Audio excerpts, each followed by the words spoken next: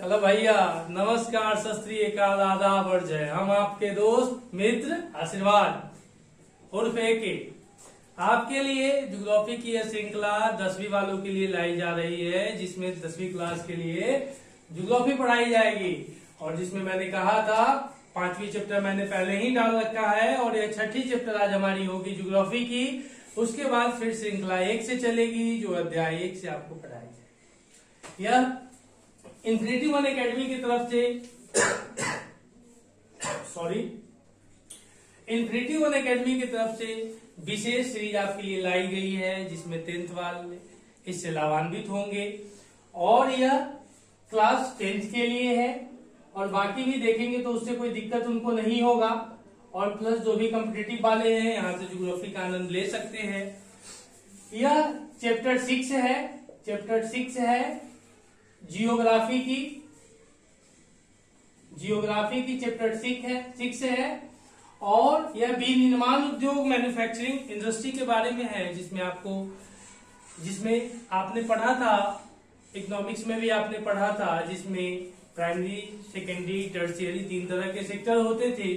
और इस सेक्टर के बारे में आपने पढ़ा था, ठीक है, जिसमें आपने देखा था कि प्राइमरी कृषि से संबंधित संलग्न जितने भी धंधे हैं वह प्राइमरी में आए थे। सेकेंडरी में हमने देखा था कि जो भी उद्योग धंधे होते हैं, उद्योग वगैरह होते हैं जितने भी, उन सब चीजों को हमने देखा था इंडस्ट्रीज में, कि वह जितने भी होते हैं इंडस्ट्री वगैरह, वह आपने क्या देखा था कि वह सेकेंडरी में आते हैं। और जितना फ्लिपकार्ट, डॉक्टर, वकील, नर्स, टीचर, गांव घर के जितना ही लोग है ना, आप लोग को फ्री में सेवा देता है। मतलब फ्री में सेवा इन द सेंस कहने का मतलब है, सेवा देने का मतलब है कि वो आप तक अपनी सुविधाओं, आपकी सुविधाओं को सरल करने के लिए कुछ सुविधा पहुंचाते हैं।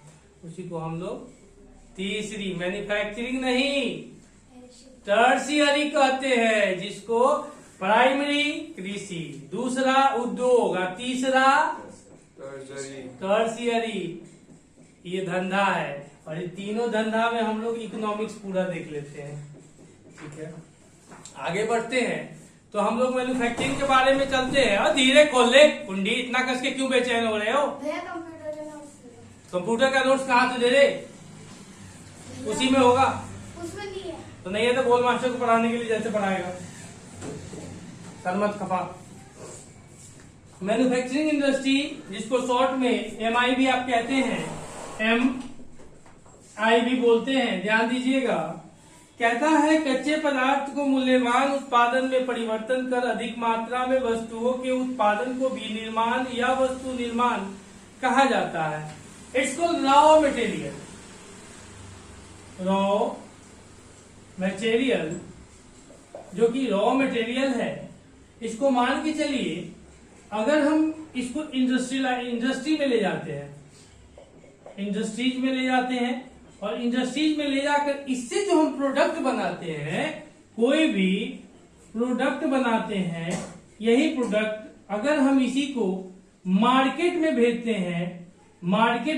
हैं, इसको, यह सेकेंडरी का काम हुआ, यह रॉ मटेरियल प्राइमरी का काम हुआ, और यह प्रोडक्ट जो फाइनल हुआ इसको टर्शियरी का कहते हैं, इसको टर्शियरी का कहते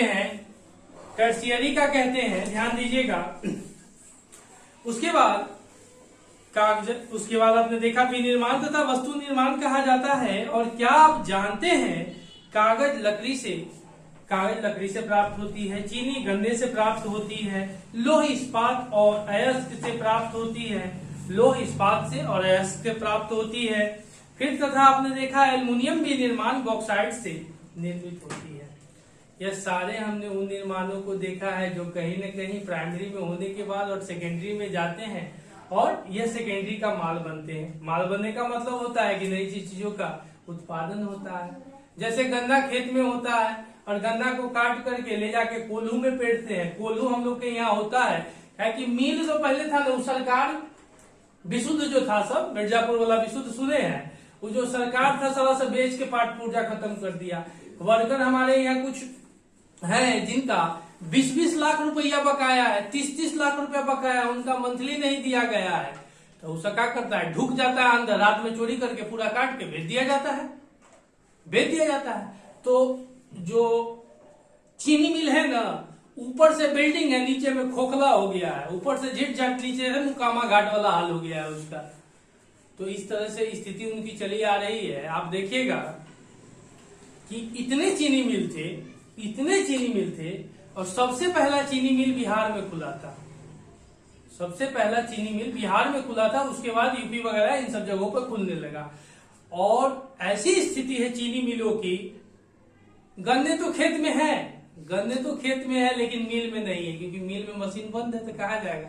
इसलिए कोल्हू का निर्माण किया लोगों ने होशियारी से। क्या करा, बड़े से तवे पे चढ़ा दिया, मतलब एक बड़े से कढ़ाई हम लोग यहाँ बोलते हैं, यहाँ क्या बोलते हैं, जो भी बोले, कढ़ाई, हंडा, जो भी बोलते हैं, उसमें चढ़ा दिया, रस को गेड़ दिया, उसको खूब खौलाया।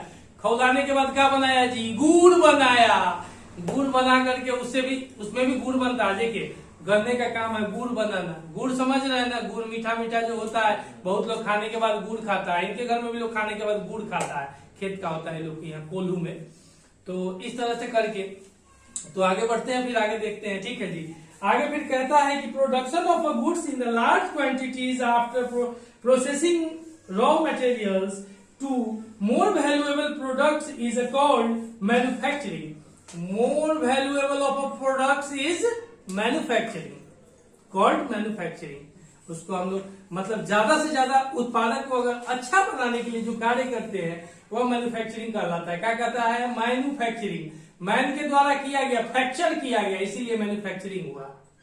मैन के द्वारा किया गया, इसीलिए आराम से, मैन के द्वारा किया गया, इसीलिए मैन्युफैक्चरिंग कहलाया। ठीक है जी, आगे बढ़ते हैं, ध्यान दीजिएगा मेरे प्यारे मित्रों। अब कहा, do you know that paper is a manufacture from would. Paper देखिएगा, पेपर बना वुड से। फिर आपने क्या देखा, फिर उसके बाद कहा, उसके बाद शुगर फ्रॉम शुगर केन। जो शुगर है यह बना शुगर केन से बना आयरन एंड स्टील की बात करते हैं माय डियर। यह आयरन ओर से बनता है। और स्टील तो देखिएगा ना, आयरन को लोहा बोलते हैं, स्टील को इस्पात बोलते हैं। बहुत लड़का को पता नहीं होगा, लिख लीजिएगा। स्टील को इस्पात बोलते हैं। स्टील बनाने में भी 2-3 चीज को मिलाया जाता है। इससे पहले वाले चैप्टर में पढ़ाए थे, अगर ध्यान होगा तो वहां से पलट के देख लीजिएगा, जो वीडियो था ना 3 गो, देख लीजिएगा। अब देखिएगा, एंड एल्युमिनियम फ्रॉम बॉक्साइट से बनता है। देखिएगा भाई, सीधी बात, नो बकवास वाली बात है। Aluminium from bauxite.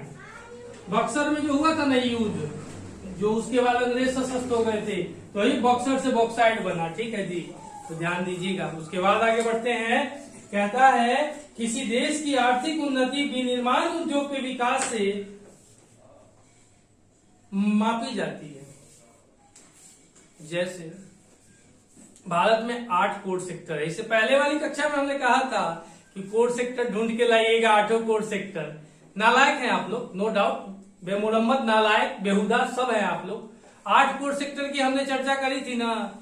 8 core sector में हमने 4 बता दिया था। सीमेंट बताया था, सीमेंट के बाद कोल बताया था, उसके बाद और इलेक्ट्रिसिटी बताया, विद्युत बताया था। आपको 8 कोर के नाम हमने बोला था लिख के लाने के लिए। एक बार फिर होमवर्क हमारे तरफ से आपके लिए है, और फिर इस चीज को आप ढूंढ करके लाइएगा, नहीं तो कान के जल में रेपटे जड़ देंगे। ध्यान दीजिएगा, ठीक है। आगे बढ़ते हैं। नालायक बच्चों के लिए, सबके लिए नहीं है, आप लोग होशियार हैं और याद होगा तो बहुत खुशी की बात है। चलिएगा, उसके बाद कहता है, देखा, the economic strength of a country is manufactured by the development of manufacturing industries. Manufacturing industries, very good. विनिर्माण का महत्व, इंपॉर्टेंस ऑफ मैन्युफैक्चरिंग क्या होता है? इंपॉर्टेंस ऑफ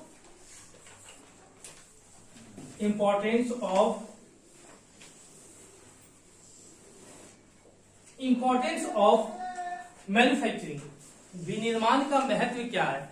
तो यह है भारत में 8 कोर सेक्टर है। इंडिया हैज 8 कोर सेक्टर, जिसमें सारी चीज आपको सीमेंट उद्योग वगैरह सब मिलता है, इलेक्ट्रिसिटी वगैरह सब मिलता है, कोल इंडस्ट्री वगैरह, पेट्रोलियम इंडस्ट्री वगैरह, ये सारे आपके कोर सेक्टर के पार्ट हैं। इसलिए मैं कह रहा हूं कि इसको पढ़िएगा तो बहुत कुछ जानकारी मिलेगा कि उनकी कितनी परसेंटेज इन पे है, इन सब चीजों की जानकारी मिलती है। ठीक है।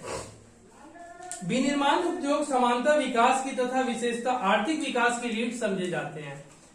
विकास मतलब विकास क्या होता है? किसी भी देश की डेवलपमेंट की 3 स्टेज होती है। किसी भी देश की डेवलपमेंट की 3 स्टेज होती है। अब कहीं 4 हो गया हो कोई दिक्कत नहीं। 3 स्टेज ऐसी होती है कि जो लोग धर्म वगैरह से जो जुड़े होते हैं, धर्म के समय इनकी रोजी रोटी, मतलब इनके कहने का मतलब है जो धर्म होती है, रिलीजियस जिसको हम लोग कहते हैं, अपनी अपनी होती है। इस धर्म के समय लोगों की सबसे बड़ी विशेषता थी कि रोटी कपड़ा मकान। राजेश खन्ना साहब की एक मूवी थी रोटी कपड़ा मकान, उसमें सही बात है रोटी कपड़ा मकान। इस पर एक गाना है, तेरी 2 टका दी नौकरी मेरा लाखों का सावन जाए जाए रे आए है। वही इसी पर अगर हम बात करते हैं तो पहले किसी भी चीज का बेसिक नीड होता है खाना खाना। पेट भरे रहेंगे ना तब हम कपड़ा ढूंढेंगे। पेट अगर भरा रहेगा तब कहेंगे वो थोड़ा हमें स्मार्ट जेल वेल लगा करके स्मार्ट हो जाते हैं, होता है ना। कपड़ा पहन लिए, अब कपड़ा पहनते हैं तो एक दुविधा क्या आती है, ओ माय गॉड, हमारे जो मित्र कपड़े वाले आएंगे ना हमारे घर को देखेंगे, हमारे घर को देखेंगे तो हमारी वो अगर खराब होगा तो कहेंगे और उसका घर ठीक है, फलनावा के घर ठीक नहीं किया, छोड़ दो जाए उनका के, तो फलनावा के घर ठीक नहीं किया। मतलब जो व्यक्ति है, जो उनका दोस्त है, वह उनको दिखाने के लिए, वो तो दिखाने के लिए लोग करता ही है। अच्छे घर जो बनाते हैं ना, 10 एकड़ में घर होके की चाहिए भाई, 10 एकड़ में घर होना चाहिए, बहुत अच्छी बात है, लेकिन 10 एकड़ में और 10 लोग तो रह सकते हैं। तो संसाधनों का दुरुपयोग, एक ही आदमी के पास ज्यादा से ज्यादा संसाधन का होना, ये भी गलत है। तो तब उन्होंने मकान बनवाना चालू किया। हालांकि मकान का मेन उद्देश्य होता है जल वर्षा वर्षा से बचाव के लिए, सर्दी गर्मी धूप से बचाव के लिए, मौसम से बचाव के लिए। तो इसके बारे में वह जानकारी होती है। ठीक है। तो इसके बाद जब हो गया, जैसे यह चीज हम अगर यूरोपियन पे बात करेंगे तो उसके बाद चर्च वगैरह का बहुत प्रभुत्व था। तो चर्च वगैरह से लोग उभर करके आगे निकलता है, जो चर्च होते हैं उससे उभर करके जब आगे निकलता है, थोड़ा और आगे निकलता है, तो लोग कहता है ओ माय गॉड। अब इसके बाद चर्चा आती है, यह तो हो गई, अब आती है हेल्थ पे, एजुकेशन पे, हेल्थ एजुकेशन, इसके ऊपर लोग चलते हैं। एम्प्लॉयमेंट पे, एम्प्लॉयमेंट पे, रोजगारी पे। भारत अभी यही स्टेट से घूम रहा है, याद रखिएगा, इंडिया भी यही स्टेट से घूम रहा है।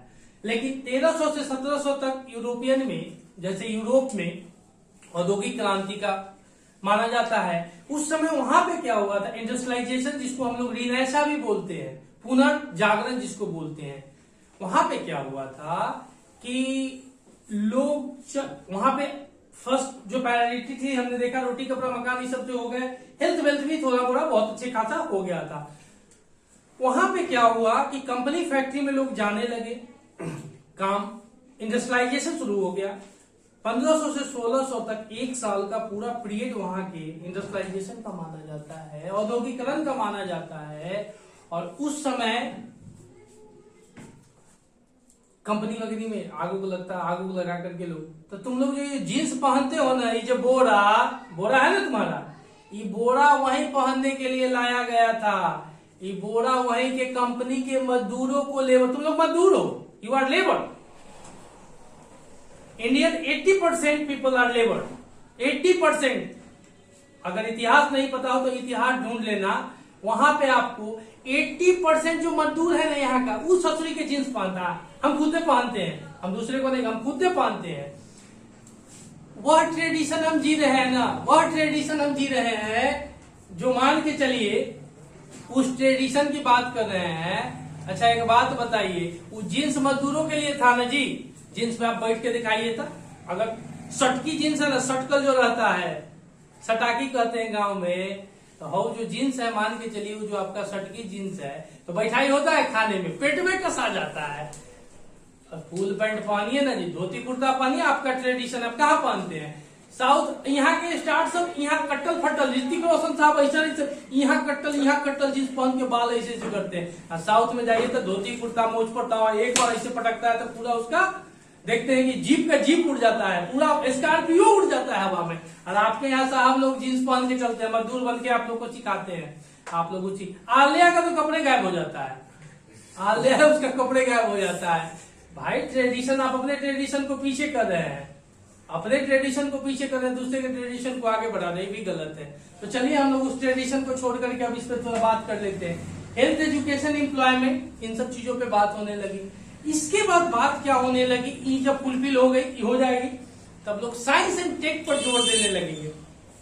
साइंस एंड टेक पर जोर देंगे तो नई नई चीजों का आविष्कार होगा, नई नई चीजों का आविष्कार होगा। आविष्कार के साथ क्या होगा, नई नई चीजों का आविष्कार होगा, और आविष्कार के साथ आपका क्या होगा, जो आप ऊपर रहिएगा, अब नीचे नहीं रहिएगा, आप ऊपर रहिएगा, ऊपर ऊपर। घर कहाँ बनाइएगा, मून पर सोचिएगा, मंगल पर सोचिएगा, नेपच्यून पर सोचिएगा, जुपिटर पर सोचिएगा। जुपिटर देखे थे आप लोग वीडियो 6 वाला, देखिएगा उसमें जुपिटर किस तरह, वहीं से जुपिटर लिया गया, पीछे पेन की तरह हो गया, आगे सुटक गया जुपिटर, आगे देखिएगा। चलिए यही सब बात है, आगे बढ़ते हैं। तो उसके बाद लोग साइंस एंड टेक को प्रिपेयर देंगे। तो इस स्टेज से गुजर रहे थे। इंडस्ट्रियलाइजेशन में लोग इसमें बहुत ज्यादा, चर्च की सत्ता को लोगों ने इग्नोर किया, चर्च की सत्ता को इग्नोर करने के बाद लोगों ने इस पर जोर डाला। ठीक है, बात क्लियर है, आगे देखिएगा। धन्यवाद। चलिएगा, फिर उसके बाद क्या हुआ कि यहां तक तो ठीक है, manufacturing sector is considered the backbone of development in general and economics development in particular mainly. चलिए आगे देखिएगा। अब है contribution of the industries to national economy, और जो नेशनल राष्ट्रीय इकोनॉमी है ना, उसमें इनका क्या योगदान है, उस पर चर्चा करते हैं। ठीक है, आलिया को दिमाग से निकाल दीजिए, इस पर देखिए। ठीक है, वो तो चली गई जी, वो तो कपूर साहब के साथ चली गई ना। हाँ, कपूर साहब के, रणबीर कपूर साहब के साथ चली गई आलिया। शादी हो गया तो चली गई ना। चलिए आगे बढ़ते हैं, फिर देखिएगा। पिछले 2 दशकों से एकल घरेलू उत्पाद में विनिर्माण उद्योग का योगदान 27% रहा है। 27% से 70% ही है, क्योंकि 10% भाग खनिज खनन, गैस तथा विद्युत ऊर्जा का योगदान है। भारत की स्थिति ऐसी है ना, हमने अभी 3 सेक्टर की बात करी, क्या इसको मिटा देते हैं। स्क्रीनशॉट वगैरह ले लिया कीजिएगा, बीच में मौका मिलेगा तो छोड़ दीजिएगा यहीं। चलिए आगे बढ़ते हैं जी, ध्यान दीजिएगा।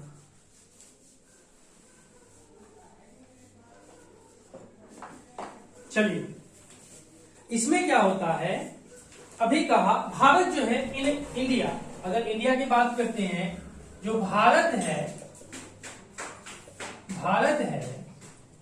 इस भारत में प्राइमरी सेक्टर की बात करते हैं, तो भारत में जो प्राइमरी सेक्टर है ना, यह हम लोग सबसे बड़ी चीज है कि चीन हमसे 2 साल बाद, कब हुआ था यार, 1947 में हम हुए, और 1949 में चीन की आजादी हुई। चीन की अर्थव्यवस्था हमसे 3 गुनी है, 12 ट्रिलियन चलता है चीन का। आपका अर्थव्यवस्था कितना पता है?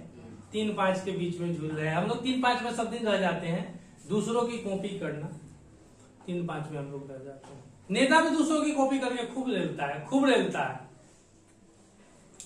तो ये जो 3-5 है, तो हम यहाँ पे वही हम लोग और नंबर में जीते हैं। एक नंबर पे खूब ध्यान दिए कृषि पर, वो सही कहा दिए। अमेरिका में लोग हेलीकॉप्टर चढ़ता है कृषि करने जाता है, तो खेती करने। आपके यहाँ लोग मोटरसाइकिल से जाता है, वो मोटरसाइकिल गिने चुने लोग है, साइकिल से लोग जाता है। ठीक है, ध्यान दीजिएगा। पाइप लाता है, हम लोग की तरफ देखते हैं ना कि पाइप लाता है, पाइप इतना लोग ला देता है साइकिल पर, वो कहीं कहीं गिर जाता है, पलटी मार देता है। साइकिल के छोटा चक्का होता है, डनेर होता है पतला पतला, डनेर पर कभी ओस जैसे भी गिर जाता है ना, वो स्लिप कर जाता है चकवा, तो पलटी मार देता है। ध्यान दीजिएगा। और उसके बाद भारत में तो कुछ अच्छा था नहीं, अपना तो कुछ है नहीं, सब उधार का जिंदगी जी रहे हैं। संविधान भी उधार का लोग लिया है, यहाँ भी उधार का चल रहा है, तो कुछ अपना करो भाई। लेकिन आप संविधान के लिए ऐसा करना उचित नहीं होगा, यह असंवैधानिक है। लेकिन फिर भी लोगों ने संविधान ज्यादातर उधार का ही दूसरे देश से उधार लिया है, और भारत के संविधान को उधार का संविधान कहा जाता है। ठीक है, ध्यान दीजिएगा। है जो घटना घट रही है ना जी, प्राइमरी सेक्टर और टर्शियरी सेक्टर, जो टर्शियरी सेक्टर है हमारे यहाँ, इस पर जोर दिया गया। सेकेंडरी सेक्टर को लुप्त कर दिया गया। ये जो सेकेंडरी सेक्टर था ना, इसको लुप्त कर दिया। सबसे बड़ी स्टेज वही होती है, अगर सही क्रम में बढ़े ऐसे बढ़ेंगे। लेकिन भारत ने तो छलांग मार दिया, हम छलांग मार दिए। कारण क्या था? हमको प्राइमरी के बाद कृषि में सुधार करके सेकेंडरी में सुधार करना था, मैन्युफैक्चरिंग को आगे बढ़ाना था। चीन आपके यहाँ 10 रुपया भेजता है, तो आप उसके यहाँ 2 रुपया पहुंचा पाते हैं। आप भी 10 नहीं 9 पहुंचाइए।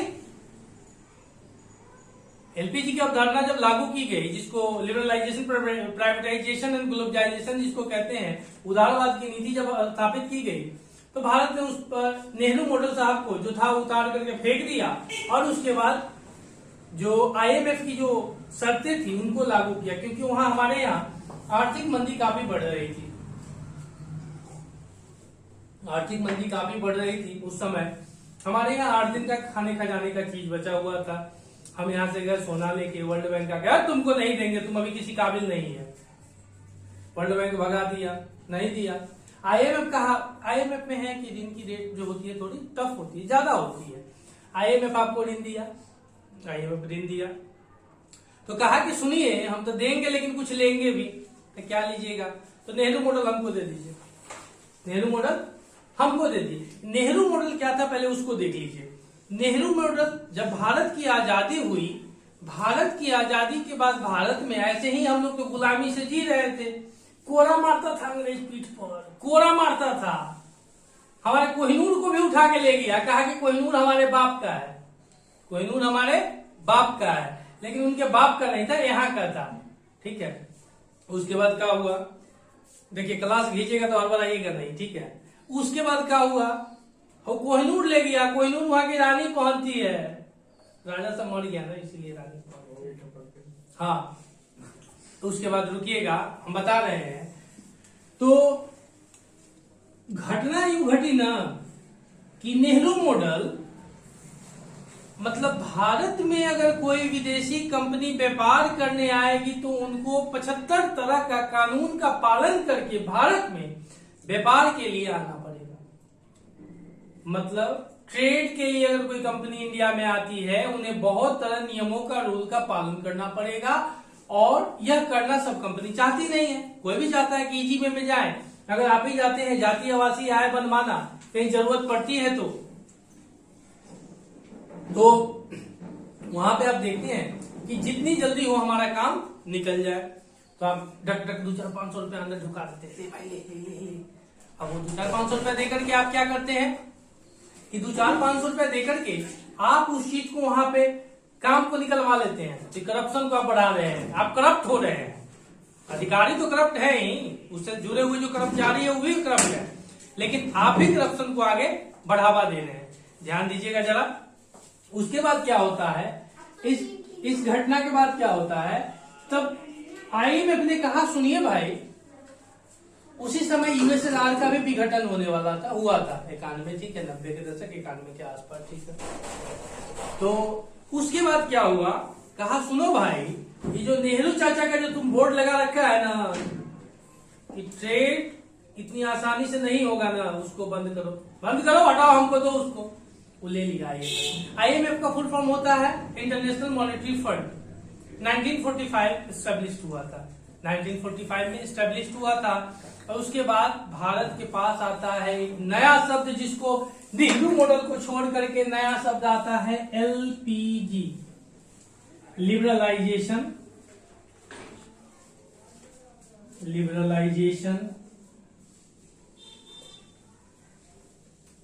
प्राइवेटाइजेशन और ग्लोबलाइजेशन। स्पेलिंग मिस्टेक को सुधार लीजिएगा, वो कभी कभी फलाफलों में हो जाता है। ग्लोबलाइजेशन, ध्यान दीजिएगा, यह जो तीन शब्द है, उदारवाद,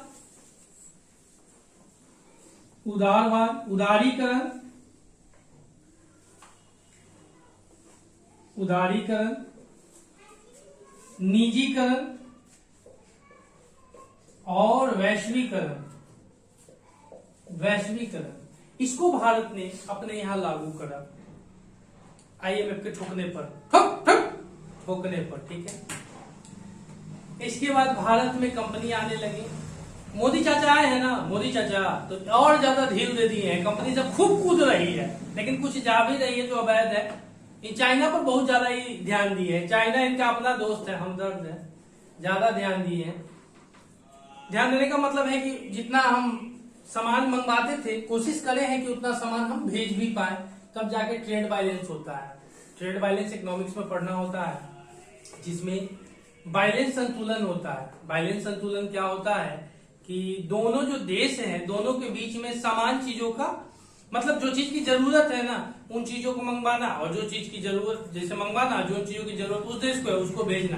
तो कोशिश करेंगे कि अगर 500 बिलियन का हम कर रहे हैं तो वो भी कम से कम जो 1000 का रहा, 500 के आसपास 600 के पर है, तो उन सब चीजों पर रोक लगी है, ठीक है।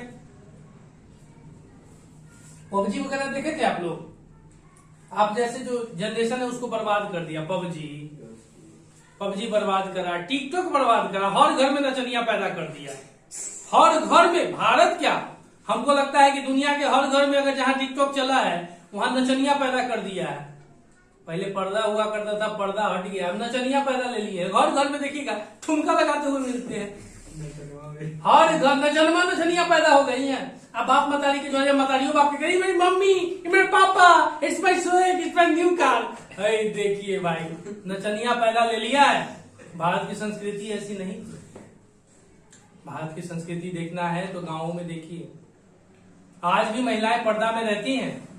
मैं मानता हूं कि सब कुछ ठीक है, मॉडर्नाइजेशन है। वहां की औरतें यहाँ करके कल्चर में सारी घूंघट टान के चलती है, आप घूंघट को उतार करके जींस में चलते हैं, कोई बड़ी बात नहीं, कोई दिक्कत नहीं। जींस पहनना बहुत अच्छी चीज है, लेकिन शरीर ढका रहता है, लेकिन ढकने लायक पूरा शरीर ढकिए। कल्चर का मतलब क्या होता है कि हम उन ट्रेडिशन को बढ़ावा ना दे जो हमारी ट्रेडिशन नहीं है। हम सबका सम्मान करेंगे, लेकिन अपने ट्रेडिशन को भी नहीं भूलेंगे। देखते हैं हर घर में लगभग नचनिया पैदा ले लिया है। कितना लोग हमको गरियाएगा, हमारे स्टूडेंट भी कितने होंगे, कितना लोग हमको गरियाएगा, लेकिन कोई फर्क नहीं होता। हम तो कमेंट ऑफ कर देंगे, गाली दीजिएगा तो हम क्या करेंगे। लेकिन फिर भी मैं एक जेन्युइन बात बता रहा हूं, हर घर में आप देखिएगा टिकटॉक पर अपने कैरियर को बर्बाद, जो पढ़ता नहीं ना है उस और इसमें डूब गया है, लगता है कि यही है। लोग उसको फेमस उज्जैन, मतलब इतना जैन बना दिया है, चोर चुहार सबको भी अपना भगवान बना करके लोग रख लिया है। जिसे कहिएगा 10 लाइन इंग्लिश बोलने के लिए तो नहीं बोल पाएगा, 10 शुद्धि कहो ना, 10 शुद्धि लेटर। एक गुड़गांव कंपनी था, उसमें एक मेरे चाचा का लड़का आया था गांव से, कभी 2018 के आसपास। वो बेहुदा काम खोजने के लिए गया, 12-13 हजार का। उसको 2 महीना दिल्ली में रहा, उसका नीरज नाम था, जो भी कभी इस वीडियो को देखेगा तो याद करेगा। 2 महीना में उसको काम नहीं मिला, 5000 रुपया वो बर्बाद करके बाबूजी से मंगवाया, वो खर्चा किया, कुछ इधर उधर करके 2 महीना रूम पर रहा, सब कुछ किया। वो बंदे को 2 महीना में काम, एगो इंटरव्यू में गया तो वो कहता है कि आपको यही जरूरत है। वो आधा पेज का कोड उसको लिख के दिया, क्या क्या नीड है। आधे पेज में उसको ग्रामेटिकल मिस्टेक, देखना आधे पेज का मतलब इतना ही था। उसमें वो बंदा जो लिख करके दिया था ना, जो कंपनी का एचआर था, आधे पेज में 10 वर्ड मिस्टेक था। कंपनी का एचआर, आधे पेज में 10 वर्ड मिस्टेक। कैसी परंपरा है भाई। रे हिंदी लिखना तो रे बेहुदा, जब इंग्लिश नहीं आता है तो हिंदी लिख दो। अब देखिए क्या गलती है। आधे पेज में 10 या 20 को गलती कीजिएगा तो क्या मतलब है। अब आप खोजते हैं हमको क्वालिफाइड बोनाफाइड स्टूडेंट अच्छी लड़का चाहिए जो मेरा काम करे। अरे आप कौन सही है, आपको तो लात मार के भगा देना चाहिए। गुड़गांव की मैं बात बता रहा हूँ। और एचआर था कंपनी का जिसको सैलरी 30,000 के आसपास होगा, ठीक है।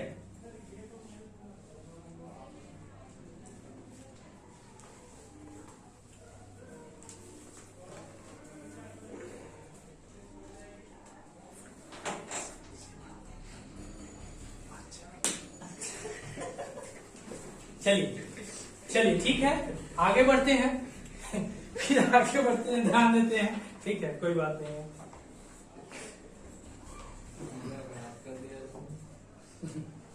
चलिए, राष्ट्रीय अर्थव्यवस्था में उद्योगों का योगदान हमने कहा contribution of industries of national economy. इसमें पिछले 2 दशकों से एकल सकल घरेलू उत्पाद जिसको जीडीपी कहते हैं में विनिर्माण उद्योग का योगदान 27% से 17% ही है, क्योंकि 10% भाग खनिज खनन मतलब जो खनन की जाती है, ठीक है, गैस तथा विद्युत ऊर्जा का योगदान है। कहा अब उसके बाद कहा over the last 2 decades, decade मतलब दशक होता है, over the last 2 decades the share of manufacturing sectors has stand at 17% of GDP out of total of 27%, ठीक है, of the industries includes 10% for mining, 10% for mining, quarrying, electricity and gas, ठीक है, 10% कहाँ से माइनिंग हुआ, gas हुआ, इन सब चीजों से आपको देखने को मिला। आगे देखिए, भारत की अपेक्षा अन्य पूर्वी एशियाई देश विनिर्माण का योगदान सकल घरेलू उत्पाद का 25 से 35% रखते हैं। तो हमने अभी कहा कि प्राइमरी सेक्टर में भारत में ध्यान दिया गया, सेकेंडरी में कम दिया गया और टर्शियरी में ज्यादातर दिया गया। इसीलिए तो आप देखते हैं फ्लिपकार्ट बॉयज आपको घर पे फूड डिलीवरी करने आते हैं, उसके बाद उबर ईट आपको आते हैं फूड डिलीवरी करने, जोमेटो आते हैं, बहुत सारे ऐसे हैं जो आपको स्विगी आते हैं, स्वेग करते हैं, स्वेग से करें हम सबका स्वागत सलमान साहब। तो इस तरह से करके वो आपके यहाँ फूड डिलीवरी करने आते हैं, ठीक है, और घंटों आधे घंटे में चले जाते हैं। खूब भुखा जाते हैं तो कभी कभी गुस्सा हो जाता है पुष्पा, लेट का हो गया होता है, कभी कभी ट्रैफिक में वो लोग फंस जाता है, कभी कभी, हमेशा नहीं फंसता है। उसके बाद इन सब जैसे हम देखते हैं, और जैसे जो पूर्वी एशियाई देश है, एशिया है और एशिया में और पूर्वी एशियाई देश है, जैसे कि ऊपर में आप अपने ऊपर देखिएगा, साइड में चीन भी देखिएगा, थाईलैंड वगैरह की तरफ जब बढ़िएगा तो उन सब चीजों पर आपको क्या होता है कि वहां पे उनका पकड़ ज्यादा होता है, ठीक है। आगे देखिएगा फिर क्या कहता है कि उसके बाद कहता है कि this is a much lower is a comparison to some East Asian economics where it is 25 to 35% जो और ईस्ट इंडियन देश हैं उनकी आप जीडीपी देखते हैं कि मैन्युफैक्चरिंग वगैरह में ज्यादातर उनका योगदान रहा है आपकी अपेक्षा, ठीक है।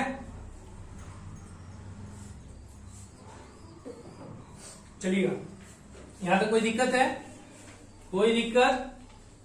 चलिए, आलिया जी को फिर आप याद कर रहे हैं, मत कीजिए अभी, ठीक है, ध्यान दीजिएगा, आगे बढ़ते हैं। आपको दिक्कत है तो आप मुंह बंद कर लीजिए ना।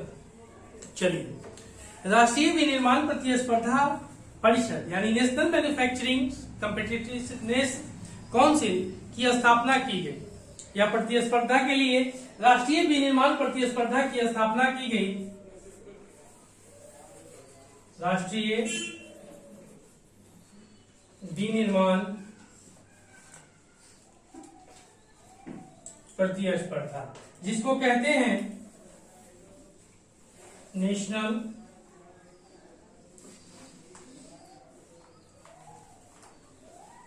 मैन्युफैक्चरिंग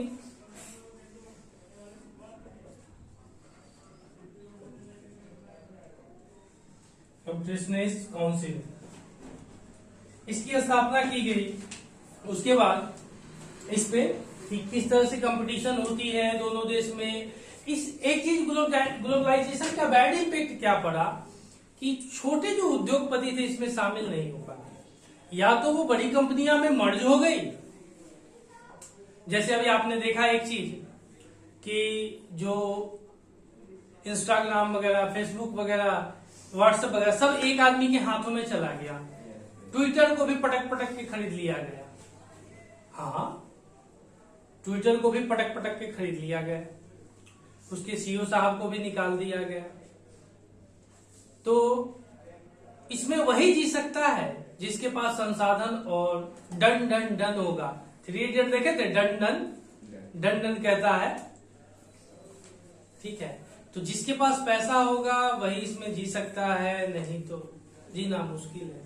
तो छोटी कंपनियों को बड़ी कंपनी खरीदने लगी, उसको अपना टैग दे दी। टैग देने के बाद कही कि आप उत्पादन करो, हम सब सपोर्ट करेंगे, और वह टैग उसका लगेगा, उत्पादन करके बड़ी कंपनियों को देने लगी। छोटी कंपनियां जैसे देखा कि भारत में आपके हथकरघे वगैरह जितने भी थे उन सब चीजों को लैप्स हो गया, कोलैप्स हो गए, धराशायी हो गए। तो अब सरकार जो आई है वो प्रमोट कर रही है, लेकिन प्रमोट करने से क्या मतलब है? जब उनके पास संसाधन, अगर बैंक में पैसे लेने के लिए जाते हैं तो पैसे बहुत कठिनाई से मिलते हैं, और वो भी कठिनाई से मिलते हैं जो ब्रोकर उसको पैसे दिलवाते हैं। हमारे यहाँ याद है 2010 या 2014 की घटना मैं बता रहा हूं। हमने एक एसीसी करवाया 1 लाख रुपए का। 1 लाख रुपए की एसीसी में हमको 68,000 रुपया मिला। बैंक कही कि और अगला किस्त बाद में मिलेगा। 68,000 रुपया मिला, जिसमें 18,000 रुपया दलाल ले लिया, और उसके बाद हमारे घर से भी बैंक को पैसा नहीं दिया गया है अभी तक शायद। कारण क्या होती है कि सरकार तो जनता के लिए कर रही है, लेकिन जनता तक पहुंचने के चक्कर में कितने जनता उसमें लगे हुए हैं, जो दलाल जिसको हम लोग कहते हैं, कितने जनता लगे हुए हैं। तो सोचिएगा एक चीज कि सरकार आपके लिए करती है, लेकिन उचित संसाधन आपके तक पहुंच नहीं पाता, आपके पास पहुंच नहीं पाता, रिचमेंट उसकी कम हो जाती है। वाई? क्योंकि एक तो आपके पास डॉक्यूमेंट का भी अभाव होता है। डॉक्यूमेंट का अभाव है तो आपको डर रहता है कि मेरा होगा कि नहीं, क्योंकि आपको पैसे की नीड होती है, और नीड के समय आप कहते हैं जो ले रहा है ना हमको दे दो, हमको दे दो। आप छोटे पड़ जाते हैं वहां पे। आप लड़ना नहीं चाहते अपने अधिकार के लिए, अपने राइट्स के लिए किसी से लड़ना नहीं चाहते। आप चाहते हैं कि चलो हो जाए। इसी तरह से करके लोगों के पास सही पैसे तो पहुंच नहीं रहे। किसान ने केसीसी के नाम पर कहा कि आपको 50,000 रुपए मिलेगा। 50,000 रुपए मिलेगा किसान क्रेडिट कार्ड जो होती है, लेकिन 50,000 में उसको मिलता है 45,000, 40,000। आज भी ग्रामीण क्षेत्रों में, मैं खुलेआम कह रहा हूं, 40 से 45,000 मिलता है, और ऊपर वाले 10,000 दलाल खा लेते हैं, जिसमें बैंक मैनेजर भी होता है, बैंक मैनेजर के चमचे होते हैं, प्लस में जो उसके इर्द गिर्द जो घूमने वाले एक दलाल होता है, जिसका डायरेक्ट बैंक मैनेजर से कांटेक्ट होता है, और 5 दिन में आपको केसीसी पास करवा देता है, और 10,000 रुपया रख लिया, 40,000 में उसको 30,000 मिला, 25,000 मिला, और बाकी किस्त में मिलेगा। तो सरकार तो कहे कि हम 2% देंगे सालाना, 2 से 3% देंगे कि आपको इंटरेस्ट भरना है, लेकिन भाई साहब 10% तो उससे पहले आप दिलवा दे रहे हो दलालों को। 10% तो पहले दलालों को दिलवा दे रहे हो, तो मरता क्या नहीं करेगा। जो सोचा था कि 50,000 रुपया मिल जाएगा, 50,000 में 10,000 तो दलाल ले लिया, जिसको ब्रोकर दिल्ली में कहते हैं, जो रूम दिलवाते हैं, वो दलाल होता है, तो उसको दिलवा दिया। 40 में 25 मिला, 25 में 10,000 किसी से कर्ज लिए हुए है। खाद का रेट इतना बढ़ा दिए हैं, डीजल का रेट इतना बढ़ा दिए हैं, तो वो बंदा क्या करेगा? मरेगा कि जिएगा? मरेगा। जो भारत की कभी रीढ़ कही जाती थी, भारत की संस्कृति की, आज भी भारत की संस्कृति में अप्रोक्सीमेटली 51%, 49% लोग कृषि में जुड़े हुए हैं। वो लोग को आप जरा बताइए कि जो लोग जुड़े हुए हैं उनके शरीर पे एक वस्त्र नहीं हो पाती है। महीने में सप्ताह में सब्जी लाने के लिए कोई हाट वाट लगता है, पेटियां वेटियां लगता है, गांव में पेटियां बोलते हैं, हाट वाट लगता है, जो मार्केट आप लोग यहाँ पे कहते हैं, वो मार्केट में उनको 100 रुपया सब्जी लाने के लिए नहीं होता है। पड़ोसी से 100 रुपया लेते हैं कि तंबाकू रखा हुआ है, कुछ रखा हुआ है, बिकेगा तब हम आपको आएगा, पैसा तो दे देंगे। आलू कभी किसी से पैसा लेना पड़ता है। भारत में सरकार कहती है कि हमने सबके ऊपर सब कुछ पहुंचा दिया। एक बात बताइए, कोविड में किसी को गेहूं और चावल देने से पेट भर गया है, चना देने से, चना फुला के घोड़ा है कि फाकेगा, प्याज दीजिए ना उसके साथ, दूध भी दीजिए। जिस तरह से आप कहते हैं कि फूड न्यूट्रिशन में हम इतना चीज दिलवाएंगे, क्या नहीं देते हैं जी, देना चाहिए ना, कि नहीं देना चाहिए, लेकिन ऐसा कुछ नहीं होता है। कड़ू तेल कितने कितने मोदी सरकार ने कहा कि हमने लोगों को खाने की चीजें मुफ्त में, मुफ्त आपके बाप का धन है कि मुफ्त में दिलवाए हैं। कहां से दिलवाए हैं? जनता का टैक्स है, जनता को। एक बच्चा अगर चिप्स खरीदता है वो भी टैक्स देता है। एक बच्चा 5 साल का जन्म लेता है ना, जो वो भी हगीज पहनता है, वो भी टैक्स देता है कंपनी को। तो कंपनी आपको टैक्स पे करती, तो अपने बाप के यहाँ से कोई दिया है? कोई अपने बाप के यहाँ से नहीं देता है। हगीज बच्चा जो जन्म लेता है, जो माँ बाप उसको हगीज पहनाते हैं कि मुतेगा तो उसी में मुतेगा बचवा, तो वहां भी क्या करते हैं कि वो भी बच्चा टैक्स देता है। अब बताइए गलत कहाँ है जी? आप अपने बाप कन से दिए हैं? आप जनता के पैसा लेके एसी और मर्सिडीज चल रहे हैं, जनता भूखे मरल जा रहा है। कड़ू तेल देवे नहीं किए कोरोना में, है? घर से निकल रहा था तो रहे थे, तो कमाएगा तो खाएगा क्या? अभी भारत वही हेल्थ फैसिलिटी से जूझ रहा है, जो सेकेंड स्टेज अभी बताया था। ठीक है, आगे बढ़ते हैं, जरा ध्यान दीजिएगा। चलिए, औद्योगिक स्थिति क्या है? Industrial location. ठीक है, आगे देखिएगा, उद्योग की स्थापना संभवतः जटिल है और इनकी स्थापना कच्चे माल की उपलब्धता, श्रमिक पूंजी, शक्ति के साधन तथा बाजार आदि की उपलब्धता से प्रभावित होते हैं। जैसे यूपी की मैं बात करता हूं, पूर्वांचल आज भी पिछड़ा हुआ है। पूर्वांचल आज भी पिछड़ा हुआ है। लोग उसको गोरखपुर के आगे बिहार बोलते हैं, गोरखपुर के आगे बिहार बोलते हैं पूर्वांचल। अच्छा, एक बात बताइए, योगी सरकार है अभी यूपी में, कहते हैं कि हमने विकास करा, रोड बनवाने से विकास तो हो गया, घर नहीं बनवाया विकास नहीं हुआ, बात खत्म है। क्यों नहीं आपने गोरखपुर की तरफ ध्यान दिया? उसके आगे क्यों नहीं? बनारस में मंदिर या अयोध्या में मंदिर बनवाने से लोगों का पेट भरता है। हिंदू मुस्लिम अयोध्या में कोई दंगे नहीं है, लोग दंगा करवा के मानता है, लड़ रहा है। आज से तकरीबन हो गए 4 साल, 3 साल मैं गया था, हिंदू मुस्लिम सब बच्चा साथ में क्रिकेट खेल रहा था। हमारे गांव में भी खेलते हैं, उनके बीच में कोई मंदिर मस्जिद का कोई लफड़े नहीं है। तो आपके जैसे पॉलिटिक्स डालते हैं ना। भारत में हिंदू राष्ट्र, मुस्लिम राष्ट्र कुछ नहीं, राष्ट्र भाई, राष्ट्र तो वही है जहां मानव होता है। एक राष्ट्र बनने के लिए जनसंख्या की जरूरत पड़ती है, एक राष्ट्र बनने के लिए भूमि की जरूरत पड़ती है, एक राष्ट्र बनने के लिए सरकार की जरूरत पड़ती है, एक राष्ट्र बनने के लिए उसकी संप्रभुता की जरूरत पड़ती है, जिसको सॉवरेनिटी बोलते हैं। अब मान के चलिए चारों चीज जहां है वो राष्ट्र है। राष्ट्र में भाई बंधुता की बात तो हमारा कॉन्स्टिट्यूशन में प्रस्तावना करता है। हम भारत के लोग प्रभुत्व संपन्न, इस तरह से बात करता है। We the people of India, हम भारत के लोग, कितना अच्छा शब्द है, we the people of India, हम भारत के लोग। फिर आप उस चीज की बात करें, तुमको दिक्कत है उठ के चले जाओ या ठीक से बैठो। चलिए, इस तरह से बात होती है। ठीक है, तो यह असहिष्णुता की बात होती है। तो इसलिए आप लोग इससे बचे। आप लोग स्टूडेंट हैं, किसी को भी जस्टिस पाए उसके कास्ट, जात, रिलीजन के लेकर नहीं कर सकते हैं। ठीक है, और नहीं करना चाहिए। तो जब हम बात करते हैं तो ग्रामीण क्षेत्रों की स्थिति आज भी बद से बदतर है। गांधी कहते थे, डीपीएसपी है directive to principle of a state policy, article 35 to 50 Indian constitution in mentioned article 35 to 51 का है मौलिक कर्तव्य, फंडामेंटल ड्यूटीज है, जिसमें कहता है कि गांधी कहते थे, गांधी के विचारों को भी उसमें शामिल किया गया। आप लोग के 11th क्लास में भी पढ़ना है इसको। गांधी के विचारों में शामिल किया गया था, भारत की आत्मा ग्रामों में बसती है, भारत की आत्मा गांव में बसती है। हमने एक बार और कहा था कि अगर कल्चर सभ्यता देखना हो तो बंगाल देखो, और मॉडर्न देखना हो तो मुंबई दिल्ली देखो, तब तुमको मॉडर्नाइजेशन का पता चलेगा। किस तरह से कल्चर भास्ट है, दोनों के बीच में जमीन आसमान का फर्क है। कोई 100 पे जी रहा है तो कोई 10 पे जी करके अपने सभ्यताओं को, हम मानते हैं कि गरीबी है, बंगाल में गरीबी है, जहां 9-10 करोड़ जनसंख्या होगी वहां गरीबी है, नो डाउट। लेकिन आज भी आपको पुरानी वो बिल्डिंग जब देखोगे, जब गुजरोगे, पुरानी बिल्डिंग और लोग वहां पे, यहाँ मुरमुरे कहते हो, गांव में कहीं मुड़ी कहते हैं और चप कहते हैं, लोग वहां खाते, एक तरफ आपस में 8-10 लोग उनको मिलेंगे, अपनी बातों को शेयर करते, अपनी लैंग्वेज को जीते हुए मिलेंगे। ठीक है, आगे बढ़ते हैं। फिर जरा देखिएगा, उद्योग की स्थापना संभवतः जटिल है, इनकी स्थापना कच्चे माल की उपलब्धता, श्रमिक पूंजी शक्ति के साधन तथा बाजार आदि उपलब्ध करवाते हैं। Industrialisation location are complex in the nature, these are influenced by the availability for raw materials, labour,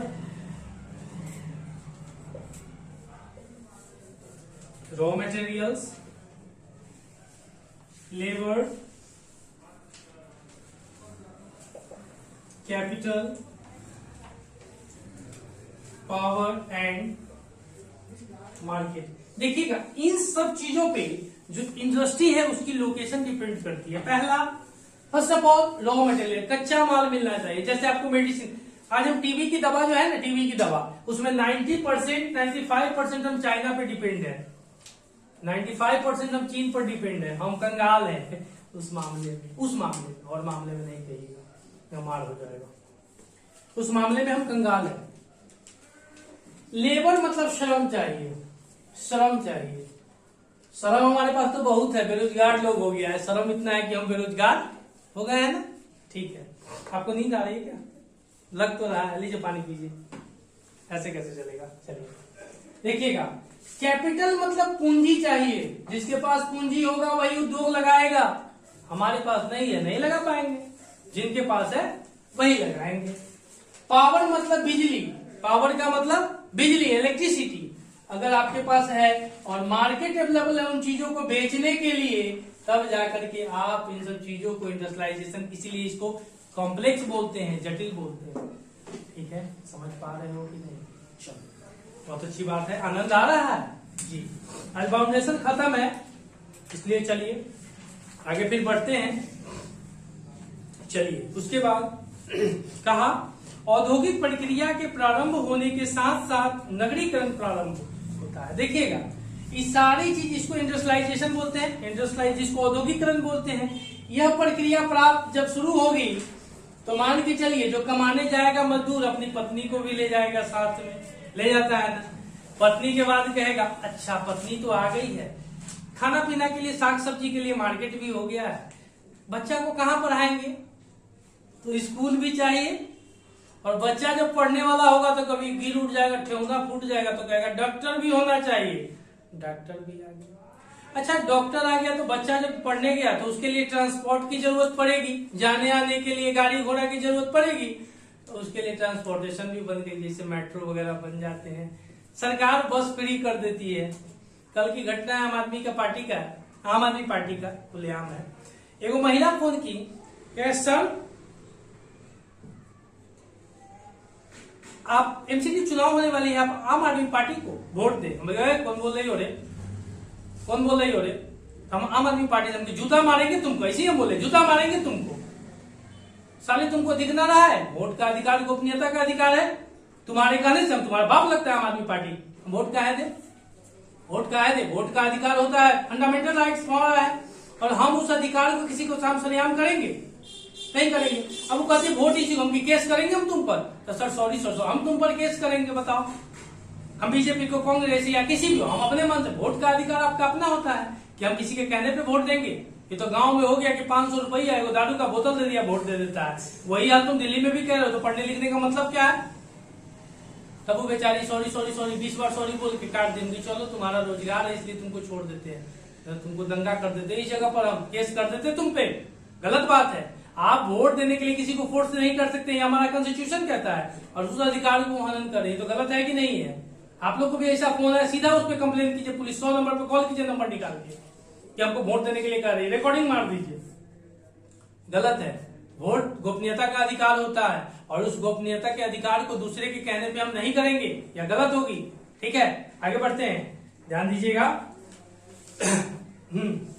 तो इन सब चीजों की जरूरत हुई, बताया कि किस तरह से चाहिए। अब उसी तरह जब समाज में लोग रहे, मारपीट हो गया, जमीन किसी का हड़प लिया, तो वकील साहब कहेंगे हम भी हैं, पढ़ाने के लिए शिक्षक भी होगा, तो इस माध्यम से एक मार्केट के सामने एक शहर का निर्माण होता है।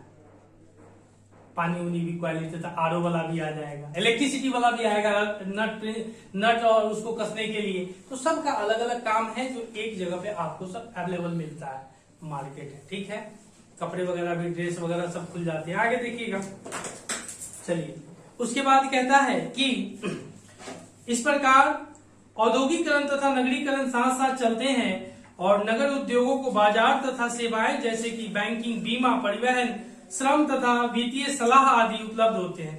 तो भाई पैसा कमाएगा तो बैंक में रखेगा न जी, न तो कोई लेके छीन के नहीं भाग जाएगा।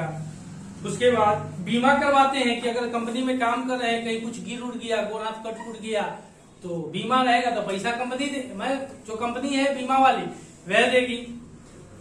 उसके बाद श्रमिक तथा वित्तीय सलाह आदि, मतलब जो श्रमिक है उसमें पीएफ वगैरह जो आपको दी जाती है, ध्यान देते हैं ना, पीएफ वगैरह ये सब, टीए डीए सब कटता है, वो सब भी होता है, उपलब्ध कराते हैं। The industrialisation and urbanisation go hand in hand.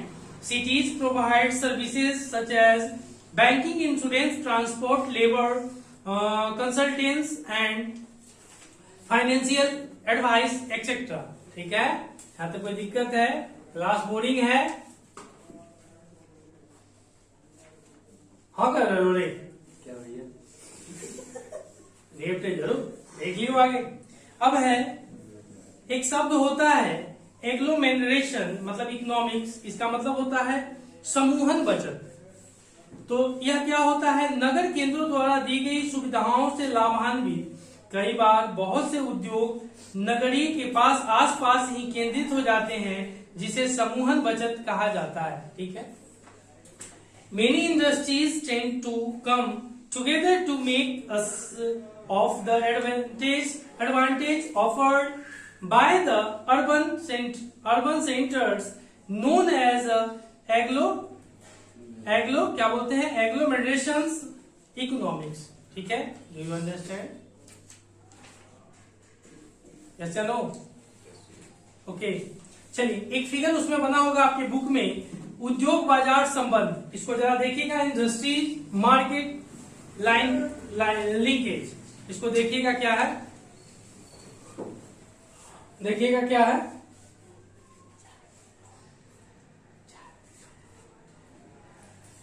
चलिए ठीक है, देखिएगा आगे, जिसमें निवेश, इसमें क्या क्या है?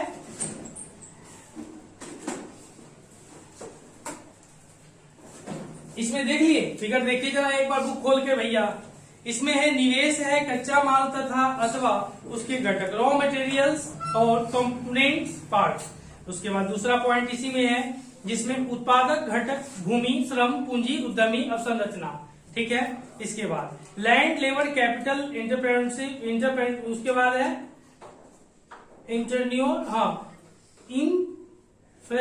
इंफ्रास्ट्रक्चर। ठीक है, ये जब होती है तो इसके बाद आप देखते हैं कि परिवहन चाहिए, कारखाना होगा, मतलब ट्रांसपोर्ट होगा, फैक्ट्री होगा, तैयार माल यानी आउटपुट्स होगा, प्रोडक्ट होगा, परिवहन होगा, जिसमें मार्केट होगा। इस सारे चीज में इसका सबसे बड़ा मेन फैक्टर होता है कैपिटल, जिसको हम लोग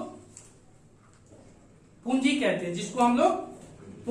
हैं। ठीक है, पूंजी के बाद ही यह सारी चीज का हम लोग क्या कर सकते हैं? निर्माण कर सकते हैं। आगे देखिएगा, अब है परिवहन, इतना हो गया। अब उसके बाद पॉइंट्स, यह फिगर आप देख लीजिएगा एक बार, ये जब ड्रॉ कीजिएगा ना पेपर में, तो वहां पे आप इसको क्या कीजिएगा, ड्रॉ कीजिएगा, तो मार्क्स वगैरह उससे आपको मिल जाता है। मेन फैक्टर वगैरह आपने देख लिया, ट्रांसपोर्टेशन हो गया, प्रोडक्ट्स हो गया और मार्केट हो गया। इन सब चीजों के बीच में घूमता है मनी। पैसा है तो सब हनी है, मनी है तो हनी है। ठीक है, आगे देखिएगा, उद्योग की आदर्श अवस्थिति यानी ideal location of an industry.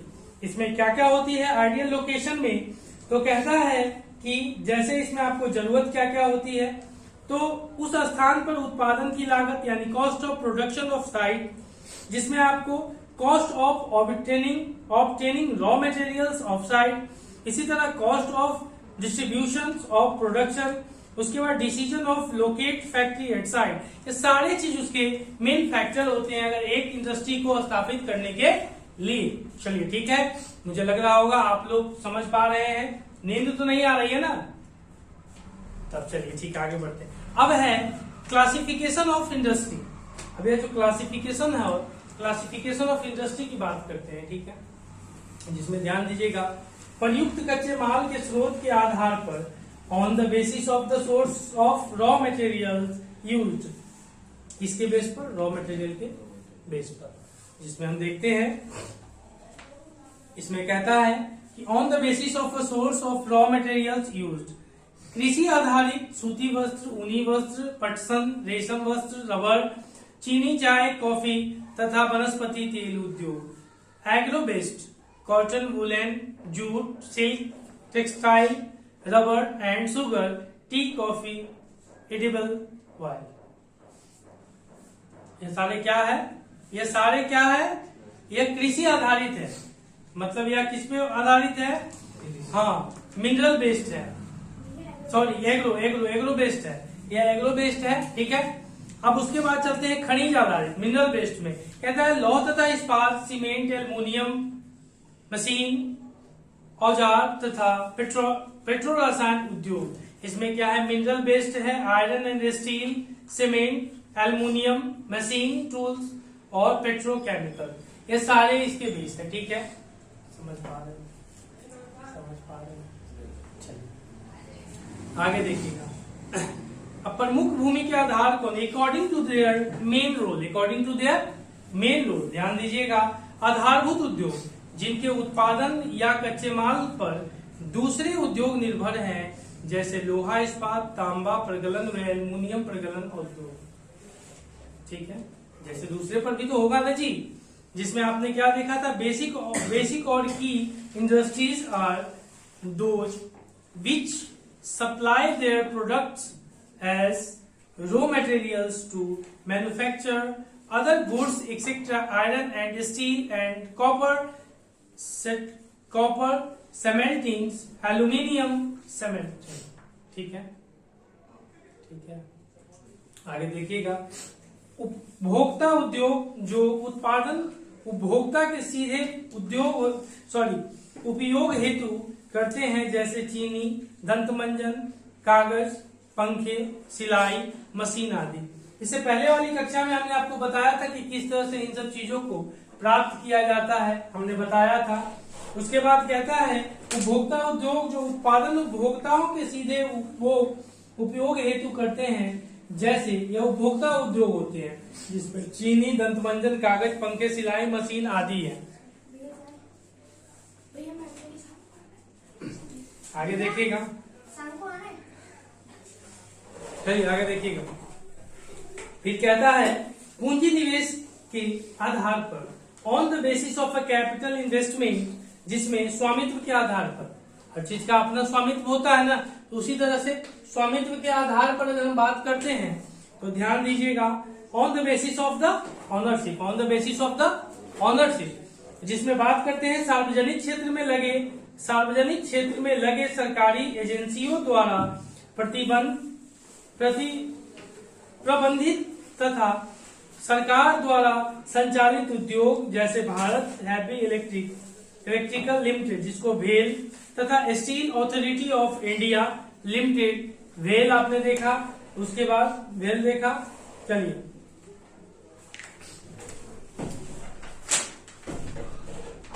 और सेल देखा, ध्यान दीजिएगा।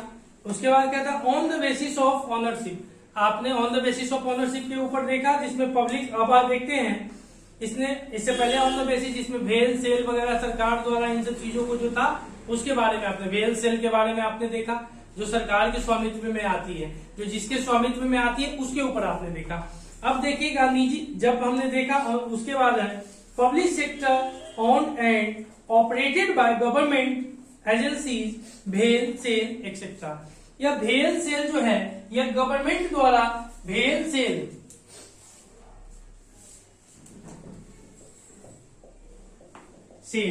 यह जो है गवर्नमेंट ऑथोरिटी है। What is government authority? जिसका 100% मालिकाना हक भारत सरकार के हाथों में, भारत सरकार के हाथों में। ठीक है, अब है पब्लिक सेक्टर, पब्लिक मतलब सार्वजनिक, उसके बाद own and operated by government agencies, इतने आपने देख लिया। आप देखिएगा निजी क्षेत्र के उद्योग जिनका एक व्यक्ति के स्वामी में और उसके संचालित अथवा लोगों के स्वामित्व में या उनके द्वारा संचालित है, टिस्को, बजाज ऑटो लिमिटेड, डाबर उद्योग आदि। यह सारे क्या है, किसी एक व्यक्ति द्वारा संचालित है, मतलब इसका एक मालिकाना हक एक के पास है। ठीक है, ध्यान दीजिएगा। कहा joint sector private sector industries on and operated by industry क्या है, इंडिविजुअल्स और groups of individuals, TISCO, Bajaj auto and उसके बाद Dabur industries etcetera etcetera, Reliance industry, Adani group की भी जितनी है उसके बारे में, इन सब यह क्या है, एक मालिकाना हक है। चलिए आगे देखते हैं। अब उसके बाद संयुक्त उद्योग जैसे ज्वाइंट मतलब सरकार और लोग दोनों मिलकर के जो काम करते हैं, सरकार और पब्लिक, जैसे एक प्राइवेट सेक्टर और एक गवर्नमेंट द्वारा दोनों के बीच में अगर मिलकर के काम करते हैं उसके बारे में देखते हैं। जैसे देखिएगा joint sector industries which are jointly run by the state and individuals or a group of individuals, while India Limited is jointly owned by public and private sector, very good। उसके बाद इसमें जैसे पब्लिक एंड ज्वाइंट कौन हुआ, जो public है, हाँ, जैसे रेल में अभी दोनों मिल रहा है, प्राइवेट और गवर्नमेंट दोनों मिलकर के जो काम कर रहा है। 153 ट्रेन की जो बात की गई है कि जो प्राइवेट सेक्टर की चलेगी गवर्नमेंट वाले में, तो रेलवे लाइन तो बिछाया हुआ गवर्नमेंट की है ना जी, उस पर चलेगा तो दोनों का तो मिलकर पार्टनरशिप भी होगा ना। उस तरह से ट्रेन भी चली है, देखिएगा आगे जैसे हवाई जहाज में भी होता है ना, इस तरह से करके। फिर आगे देखिएगा उसके बाद सहकारी उद्योग जिनका स्वामित्व कच्चे माल की पूर्ति करवाने वाले उत्पादों, श्रमिकों या दोनों के हाथों में होता है। सहकारी उद्योग मतलब कहने का मतलब है जो कच्चे माल वगैरह इन सब चीजों की जो पूर्ति करवाने का काम करते हैं। जैसे cooperative sectors industries are owned and operated by the producers और suppliers of raw materials, workers और कच्चे माल की उपलब्धता भी तो करवाते हैं ना, इनके लिए। ठीक है, आगे देखिएगा। आगे है वस्त्र उद्योग, टेक्सटाइल इंडस्ट्री। औद्योगिक उत्पादन में महत्वपूर्ण 14% योगदान है। वस्त्र उद्योग का इंडस्ट्रियलाइजेशन में 14% इनका योगदान है। ठीक है, आगे देखिएगा। यह लगभग व्यक्तियों की 350 लाख को रोजगार देते हैं, मतलब 3.5 करोड़ लोगों को यह रोजगार देते हैं। ठीक है, ज्यादा ही होगा लेकिन यह पुराना डाटा है, लेकिन मान के चलिए उपलब्ध करवाकर कृषि के पश्चात दूसरा बड़ा उद्योग तथा यह 24.6% विदेशी मुद्रा अर्जित करते हैं। टेक्सटाइल की अगर बात करते हैं, स्क्रीनशॉट ले लीजिएगा। चलिए इस संस्था का नाम याद कर लीजिएगा, जो कि क्या है, नेशनल मैन्युफैक्चरिंग कंपटीशन काउंसिल के रूप में यह काम करती है, कॉम्पिटिटिवनेस के रूप में काम करती है।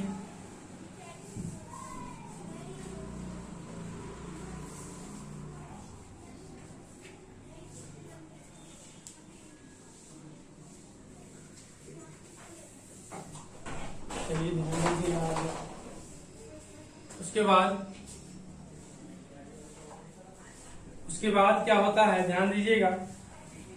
फिर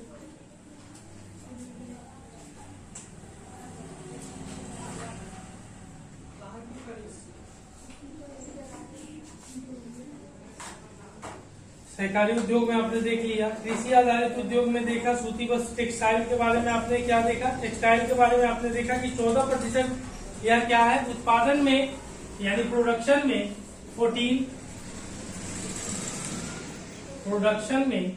14% इसका योगदान है। इसका क्या है, योगदान है, 14% इसका योगदान है प्रोडक्शन में।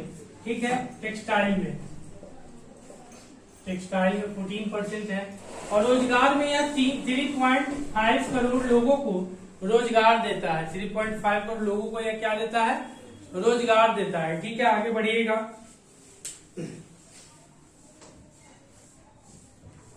लगभग 25% यह विदेशी मुद्रा को अपने यहाँ मंगवाता है। जो फॉरेन रिजर्व होते हैं उसको यानी डॉलर के रूप में या किसी अन्य रूप में यह भारत में पैसे की आवाजाही होती है इसकी। ठीक है, उसके बाद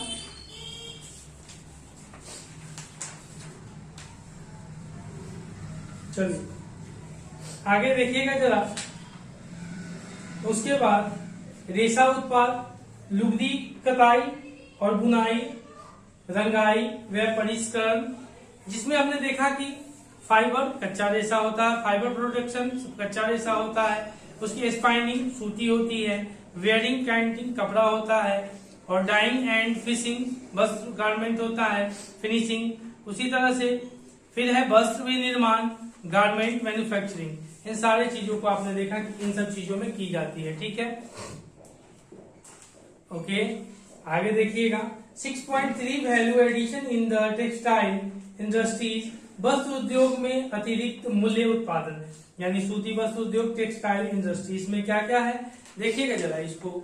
इसमें है कि सूती वस्त्र उद्योग टेक्सटाइल, पहला सफल सूती वस्त्र उद्योग 1854 में मुंबई में स्थापित किया गया था। यानी फर्स्ट अगर हम बात करेंगे, जो कॉटन मिल की गई थी 1854 में बम्बई में की गई थी, फर्स्ट की गई थी कॉटन मिल की गई थी बम्बई में, जो फर्स्ट थी, ठीक है। आगे देखिएगा the first successfully textile mill was established in Mumbai in 1844, ठीक है। आगे देखिएगा, उसके बाद है यूरोप 2 विश्व युद्ध से जूझ रहा था तथा भारत इंग्लैंड के अधीन था, और उस समय इंडिया क्या थी, भारत इंग्लैंड के अधीन थी। आगे देखिएगा, ऐसे में इंग्लैंड में कपड़े की मांग आपूर्ति हेतु भारतीय सूती वस्त्र उद्योग प्रोत्साहन मिला। The 2 world Wars were fought in Europe. India was a British colony. There was a demand for clothes in UK. Hence they gave a boost to the development of the cotton textile industry in India. Clear है? आगे देखिएगा, कपास की उपलब्धता, बाजार परिवहन, पत्नों की समीपता, श्रम नियुक्ति, नमी युक्त जलवायु आदि कारकों ने इसके स्थानीयकरण को बढ़ावा दिया है। जो कपास की फसल होती है उसके लिए 2-4 चीजों की जरूरत पड़ती है, जो आपने देखा, जिसमें आपको कहा गया कि यहाँ पे बाजार परिवहन, पत्नों की समीपता, श्रम, नमी युक्त जलवायु आदि के कारक होते हैं जो कपास की खेती को प्रमोट करते हैं, ठीक है। देन आफ्टर आपको जानते हैं कि जो कपास की मृदा होती है उसे कई नामों से जानते हैं, जिसको काली मृदा, ब्लैक सॉइल, रेगून मृदा, कपासीय मृदा, ये सब उनके नाम हैं। इन सब एक ब्लैक सॉइल के इतने ज्यादा नाम है जहां पे कपास उत्पादन की जाती है, ठीक है। आगे देखिएगा, फिर क्या है, कहता है availability of raw cotton market, transport including accessible port facilities, labour, moist climate etcetera. यद्यपि कताई कार्य महाराष्ट्र, गुजरात तथा तमिलनाडु में केंद्रित सूती रेशो, जड़ी, उसके बाद कसीदाकारी आदि से बुनाई के परंपरागत कौशल और डिजाइन देने के लिए बुनाई अत्यधिक विकेंद्रीकृत है। दैट मीन्स इसमें कहा बाइल spinning continues to be controlised in manufacture, क्या है, Maharashtra, Gujarat and Tamil Nadu. Weaving is decentralized to provide scopes for in cotton, silk, zari, embroidery etcetera, ठीक है। भारत जापान को सूत का निर्यात करता है। भारत में बने सूती वस्त्र के अन्य आयात देश संयुक्त राष्ट्र अमेरिका, इंग्लैंड, रूस, फ्रांस, पूर्वी यूरोप देश, नेपाल, सिंगापुर, श्रीलंका तथा अफ्रीका के देश हैं। मतलब ये जो निर्यात हम अपने यहाँ से वस्त्र करते हैं, सूती निर्यात, उसके बारे में। ये जो वस्त्र है अमेरिका वगैरह, नेपाल वगैरह, श्रीलंका वगैरह सारे देश है जहां पे हम अपने यहाँ का सूत निर्माण करते हैं, ठीक है। आगे देखिएगा, कहा India exports yarn to Japan. Other importers of cotton goods from India are USA, UK, Russia, France, East European countries, Nepal, Singapore, Sri Lanka and African country. इन सारे जो ऊपर हम करते हैं, ठीक है। आगे देखिएगा, तंकुओं यानी स्पाइंडल्स की क्षमता के रूप में भारत को विश्व में दूसरा स्थान प्राप्त है। इनमें चीन का प्रथम स्थान है। We have a large share in the world trade of cotton yarn. भारत को दूसरा स्थान है और चीन को प्रथम स्थान है। बहुत अच्छा। चलिए उसके बाद यह कुल अंतर्राष्ट्रीय व्यापार का लगभग 1/4 भाग है, लेकिन तैयार वस्त्र के कुल व्यापार में यह हिस्सा केवल 4% ही है भारत में। ठीक है,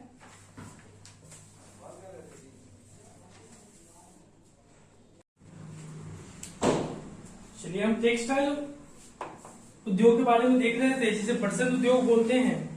और भारत सबसे बड़ा उत्पादक पटसन उद्योग में है। और बांग्लादेश और भारत, बांग्लादेश के बाद भारत अगर निर्यातक की बात करें तो बांग्लादेश के बाद दूसरा बड़ा निर्यातक हम है। किसके?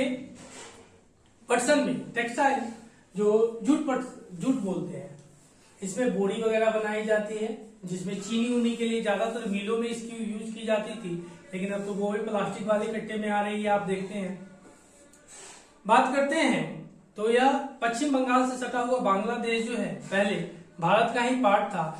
उनके रहने से जो बांग्लादेश हमारे पास था, उस समय हमारे यहाँ इन सब चीजों का ज्यादा उद्योग किया जाता, ज्यादा उत्पादक किया जाता था। ठीक है, अब ध्यान दिए हो बाबू। उसके बाद 2011 मतलब 2010 से 11 में भारत में लगभग 80% पटसन उद्योग थे। और इनमें अधिकांश पश्चिम बंगाल में हुगली नदी तट पर 98 किलोमीटर लंबी तथा 3 किलोमीटर चौड़ी एक संकरी मेखला में स्थित थी। मतलब एक संकरी जैसे कॉरिडोर, जैसे किसी चीज को जोड़ने वाली एक मान लीजिए रोड है, इतनी लंबी और इतनी दूरी तक है, उसी के बीच में वह एक बेल्टिंग, जैसे इंडस्ट्री क्या होता है, जैसे एक चीज का कोई उत्पादक करता है और उसी चीज की अगर लगातार से अगर 10, 20, 50 अगर एक जैसी अगर कोई प्लास्टिक की, कोई जूट की, कोई किसी और कपड़े की अगर एक साथ इकट्ठा, उसको इंडस्ट्रियल एरिया बोलने लगते हैं। एक एरिया में पहले 1-2 थी और आने वाले समय में 50-60 वहां पे बस गए, उनको इंडस्ट्रियल एरिया बोलते हैं। ठीक है, उसी तरह से तो बंगाल जो है हुगली नदी पर बसा हुआ है, याद रखिएगा। पश्चिम बंगाल जो है हुगली नदी पर बसा हुआ है और हुगली नदी के माध्यम से ही वहां पे जो क्या होता था, आयात निर्यात। और हुगली नदी जो है बंगाल की खाड़ी से, आप जानते हैं कि मुहाना उसका है, तो उस तरह से काम होता था। देखिएगा उसके बाद कहता है India is the largest producers of raw jute and jute goods and stands at second place as an exporter after Bangladesh. Most of the mills are located in the West Bengal, mainly along the banks मतलब किनारा होता है, along the banks of the Hooghly rivers in a narrow belt, संकड़ी जिसको बोलते हैं। ठीक है, देखिएगा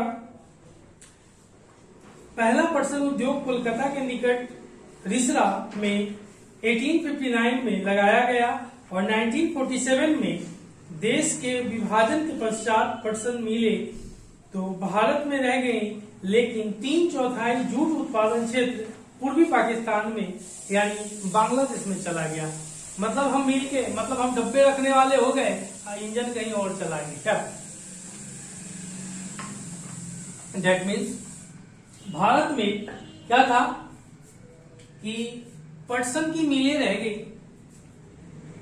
पेटी रह गया और ताला कहीं और की कहीं और चला गया। तो कि इन द सेंस कहने का मतलब जो बांग्लादेश थी, बांग्लादेश फर्टाइल पटसन के लिए जानी जाती थी, जो कि यहां से कट करके उधर चली गई पाकिस्तान में। पाकिस्तान उसको संभाल नहीं सका, इंदिरा जी संभालने नहीं दी और उसके बाद वो भाग गया। उसके बाद बांग्लादेश का निर्माण हुआ और 1971 के बाद निर्णायक युद्ध के बाद बांग्लादेश एक राष्ट्र के रूप में उभर कर सामने आ गया। ठीक है, आगे देखिएगा उसी चीज को आगे फिर देखते हैं, जिसमें इस उद्योग की चुनौतियों में अंतर्राष्ट्रीय बाजार, कृषि वस्त्रों से और बांग्लादेश, ब्राजील, फिलीपींस की राजधानी मनीला है, फिलीपींस की राजधानी मनीला है और मिस्र तथा थाईलैंड जैसे अन्य देशों से कड़ी प्रतिस्पर्धा शामिल थी। इनके सामने मिस्र, फिलीपींस, मिस्र वगैरह और आपने देखा अन्य देशों के बारे में इसकी कंपटीशन चलती थी, उनकी भी भूमि इन्हीं जैसी थी कि वह उत्पादन आसानी से कर सकते थे। ठीक है, आगे देखिएगा, फिर कहता है कि फिर आपने देखा challenges faced by the industry include stiff competition in the international market from synthetic substitutes and from other competitions like Bangladesh, Brazil, Philippines, Egypt and Thailand। मतलब यहाँ आपने देखा कि जो उत्पादन की जा रही थी इस मार्केट में सिंथेटिक की यहाँ पे ज्यादा बढ़त हो रही थी। सिंथेटिक वगैरह आप जानते हैं कि ज्यादा वो फ्लेक्सिबल, ज्यादा समय तक वो चलती है और जूट उनके अपेक्षा कम चलती है। यानी एक चीज देखिएगा, जितने भी मैनमेड थिंग्स हैं उनकी ड्यूरेबिलिटी लास्टिंग अधिक होती है, बट इको फ्रेंडली नहीं होते हैं। लेकिन जो नेचुरल थिंग्स होती हैं, जितने भी नेचुरल रिसोर्सेज हैं, उनकी ड्यूरेबिलिटी कम होती है, बट लेकिन वह इको फ्रेंडली होते हैं। जैसे आप पेड़ से कोई वस्तु बनाते हैं, लकड़ी को काट कर कोई चीज, जैसे अभी देखा था हमने थोड़ी देर पहले कि वुड को काट करके पेपर बनाई गई, इको फ्रेंडली, कितनी जल्दी डिग्रेडेबल हो जाते हैं, बायोडिग्रेडेबल हो जाते हैं। लेकिन अगर यही मान के चलो फाइबर की बनेगी तो फाइबर तो जल्दी डिग्रेडेबल नहीं होंगे। तो इसी चीज को वहां पे देखा गया है। ठीक है, आगे देखना। चलिए, इसमें क्या था, उसके बाद Brazil, Philippines, Egypt and Thailand से हमारी प्रतिस्पर्धा होती है। आगे फिर बात करते हैं उद्देश्य क्या है। 2005 में राष्ट्रीय पर्सन नीति अपनाई गई। भारत ने 2005 में नेशनल जो है जूट टेक्सटाइल पॉलिसी बनाई 2005 में इन इंडिया में, जिसमें कहा, पर इसमें उद्देश्य क्या था, उत्पादन को बढ़ावा देना, गुणवत्ता में सुधार करना और किसानों को अच्छी मूल्य दिलाना, यह सब इसके उद्देश्य थे। कॉस्टिंग प्राइस अगर सही मिलेगी, उसके बाद प्रोडक्शन अगर अधिक होगा तो किसान भी इसमें चाहेंगे हम ज्यादा से ज्यादा योगदान दें। अगर फार्मर ज्यादा से ज्यादा योगदान देंगे तब तो जाके उत्पादन बढ़ेगी ना, तो इसलिए उन सब नीतियों को अपनाया गया। आगे देखिएगा, अब है चीनी उद्योग, शुगर इंडस्ट्री। शुगर इंडस्ट्री क्या था,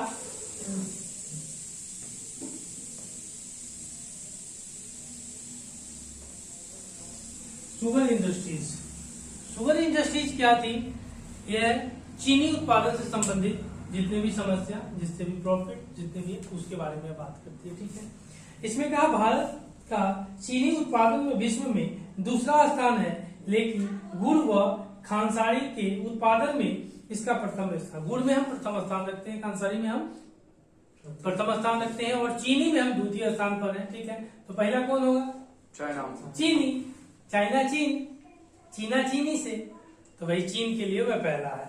आगे देखिएगा, फिर कहता है India stands second as a world producers of sugar but occupies the first place in the production of sugar, production of gur and खनसारी।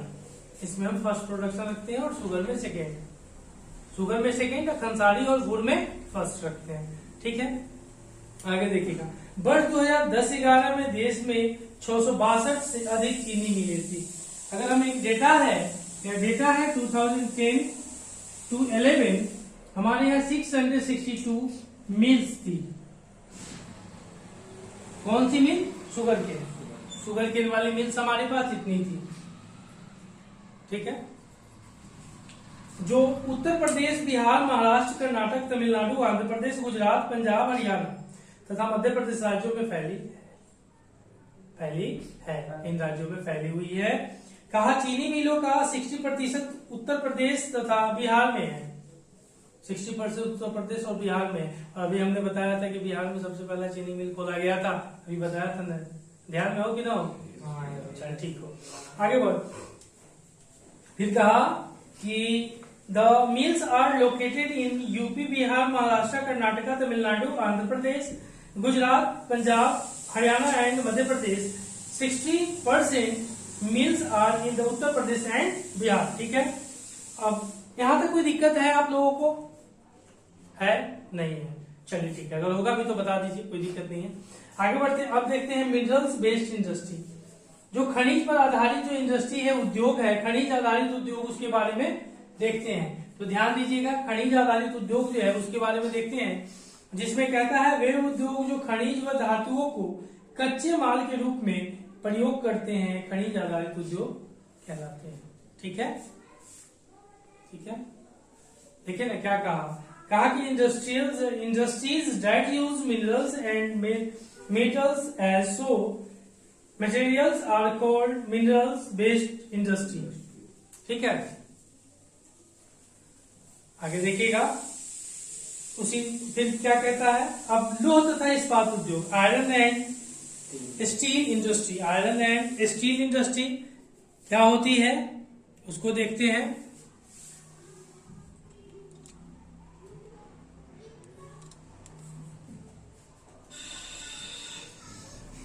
Iron and steel industry यानी लौह और इस्पात उद्योग, जिसमें एक आधारभूत बेसिक उद्योग है। बेसिक उद्योग इसको माना जाता है, आयरन एंड स्टील को बेसिक उद्योग माना जाता है। एक उसके बाद the basic industry since all the other industries, जिसमें इस्पात के उद्योग उत्पादन तथा खपत का प्रायः एक देश के विकास का पैमाना माना जाता है। उत्पादन और उसके खपत का तो एक देश का पैमाना माना जाता है। ठीक है, आगे देखिएगा, production and consumption of steel is after regarded as the index of the country development। इस उद्योग के लिए लॉ कोकिंग कोल तथा चूना पत्थर लाइमस्टोन जिसको बोलते हैं का अनुपात लगभग 4:2:1 होता है। इसके उत्पाद में जो लगता है 4:2:1 मतलब 4:2:1। यह क्या है, जब हम इसकी उत्पादन करते हैं, जब हम इसका प्रोडक्शन करते हैं, तो प्रोडक्शन में जो चीज इनके साथ जो उपयोग की जाती है इनको बनाने के लिए, उन चीजों की हम बात करते हैं। तो हमने देखा है कि जो iron production consumption of steel is after, आपने देखा कि इस उद्योग के लिए लॉ कोकिंग कोयला और चूना पत्थर मतलब आयरन ओर, जैसे लॉ उसके बाद कोकिंग कोल तथा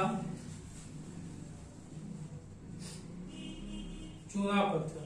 ठीक है, चूना पत्थर का अनुपात, इसका जो रेशियो था यही रेशियो था, मतलब जो लॉ है इसका 4%, 4 चाहिए, एक अनुपात 4 चाहिए। जैसे बनाने के लिए 4 इसका चाहिए, तो कोकिंग कोल 2 होना चाहिए और चूना पत्थर 1 होना चाहिए। इसको लाइमस्टोन बोलते हैं। ठीक है, उसके बाद इस्पात को कठोर बनाने के लिए इसमें मैग्नीज की मात्रा को भी आवश्यकता होती है। इस्पात जो आपने देखा स्टील हुआ ना जी, स्टील को अगर हमको कठोर बनाना है, इसमें इसके लिए हमको किसी चीज रिक्वायर्ड हार्ड एंड स्टील, इसमें क्या चाहिए हमको, मैग्नीज चाहिए, मैग्नीज चाहिए। इसमें हमको मैग्नीज की आवश्यकता पड़ती है। इस्पात के लिए हमको मैग्नीज की आवश्यकता पड़ती है, मैग्नीज की आवश्यकता पड़ती है। जैसे कहा iron ore, coking coal and limestone are required in the ratio of approximately 4:2:1। Some quantities of manganese are also required to harden the steel। देखिए गांव का लठ देखे हैं, लठ लाठी,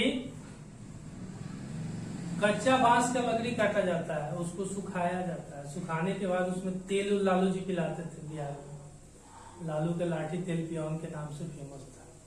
उसके बाद लाठी को सुखा करके तेल पिला करके तेल में रखा जाता था, और उस लाठी से किसी को लगता था, पूछिए मत कि क्या होता था। ठीक है, वही तेल पियावन वाला हाल है। स्टील को क्या करेंगे, मजबूत करने के लिए मैग्नीशियम उसमें मिला देंगे, तब वो मजबूती प्राप्त कर लेगा। मैग्नीज, हाँ मैग्नीज, तो मैग्नीज प्राप्त कर लेगा। ठीक है, आगे बढ़ते हैं। क्लियर है यहां तक? चलिए देखिएगा, और आगे नहीं देखिएगा, देख लीजिए, अभी कैसे छोड़िएगा। चलिए जी, तो हमने यहां तक देख लिया। अब आगे देखते हैं इस्पात निर्माण प्रक्रिया क्या होता है। प्रोसेस ऑफ इस्पात, process of manufacture of steel. इसमें हम देखते हैं इस्पात निर्माण। इस्पात निर्माण, कौन निर्माण? इस्पात निर्माण हम देखते हैं, जिसमें कहता है कि इसमें जो जरूरत होती है, ध्यान दीजिएगा, इसमें कहा process of manufacture of A steel blast furnace, मतलब इसमें कहा कच्चे माल का कारखानों का परिवहन, transport of the raw material. इसमें रॉ मटेरियल चाहिए, ठीक है। रॉ मटेरियल के बाद इसमें क्या कहा कि लौह को गलाया जाना। चूना पत्थर एक सहायक खनिज है, मतलब इसको लौह यानी आयरन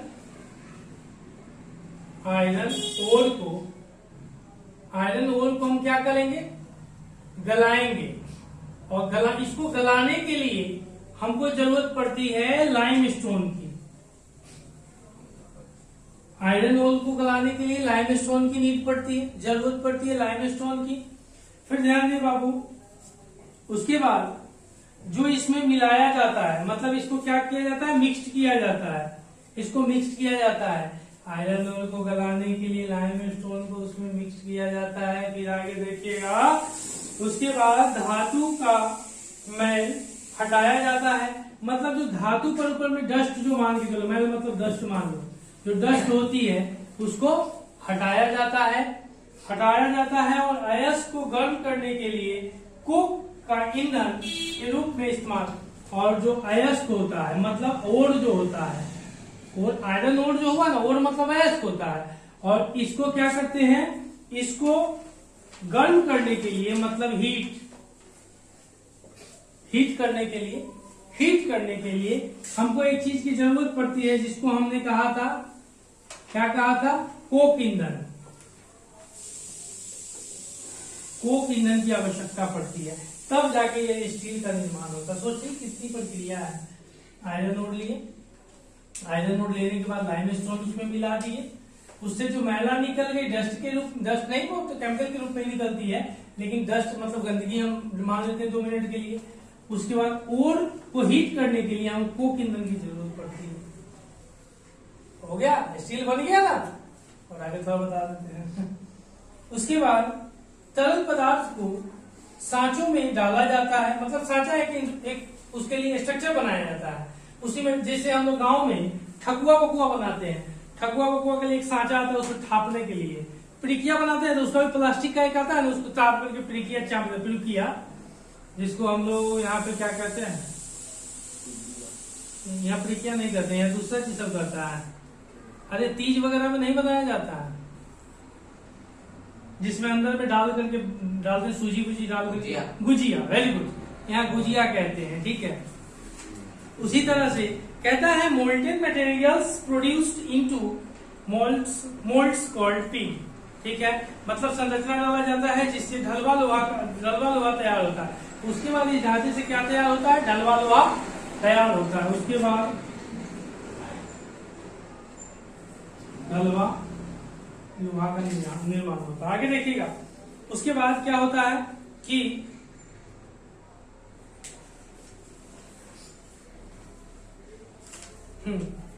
अब इस्पात ढलवा लोहे को पुनः गलाकर ऑक्सीकरण द्वारा अशुद्धता को हटाकर तथा मैग्नीज निकल क्रोमियम मिलाकर शुद्ध किया जाता है, ठीक है। उसके बाद रोलिंग, प्रेसिंग, ढलाई और गढ़ाई की जाती है। इस तरह से करके धातु को आकार देना, रोलिंग, प्रेसिंग, रोस्टिंग एंड फ्रोजिंग कच्चे माल का कारखाना तक परिवहन, ट्रांसपोर्ट इसके माध्यम से किया जाता है। और इन सब प्रक्रियाओं से गुजर करके एक लोहा या स्टील का निर्माण होता है, ठीक है भाई। आगे बढ़े, चलिए।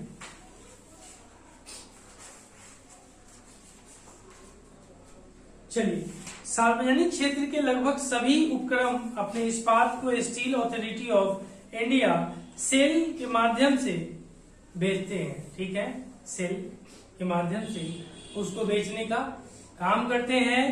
Most of the public sector undertaking market their steel through Steel Authority of India Limited, SAIL जिसको बोलते हैं, SAIL, सेल जो अभी बताया था थोड़ी देर पहले, भेल सेल बताया था ना थोड़ी देर पहले, वही सेल बोलते हैं। ठीक है, 1955 के दशक में भारत तथा चीन ने लगभग एक समान मात्रा में इस्पात उत्पादन किया था और आज चीन इस्पात का सबसे बड़ा उत्पादक है। इस्पात की सर्वाधिक खपत वाला देश भी चीन ही है। अभी आप देखते हैं चीन में ऐसा ऐसा जैक बनाया गया, वो मकान को जमीन से उठा करके अलग रख देता है। अपने यहाँ टेक्नोलॉजी का बहुत अभाव है। अपने यहाँ जो बनता है ना, अपने यहाँ स्टेट टूट ही जाता है। यहाँ तो बोगीबिल पुल भी गिर जाता है, पता नहीं चलता है। अगर कांग्रेस के राज में होगा तो कहेंगे कांग्रेस दोषी है, पप्पू दोषी है। मोदी के सरकार में हो रहा है तो इंजीनियर दोषी है, ठेकेदार दोषी है। तो आप कहाँ थे? निरीक्षण करने वाले, आपके इंस्पेक्शन करने वाले कौन थे? चोर थे, भ्रष्ट थे, सब वही थे, वही हाल है। ठीक है, सारी सरकार जो देखिएगा ना, बहुत ताम झाम में राजेंद्र बाबू थे। जो राजेंद्र बाबू जब राष्ट्रपति पद से उनका कार्यकाल समाप्त होता है, वृद्धा आश्रम में अपने जीवन को व्यतीत किया। पटना के वृद्धा आश्रम में अपने जीवन को व्यतीत किया। यहाँ के जो लोग होते हैं,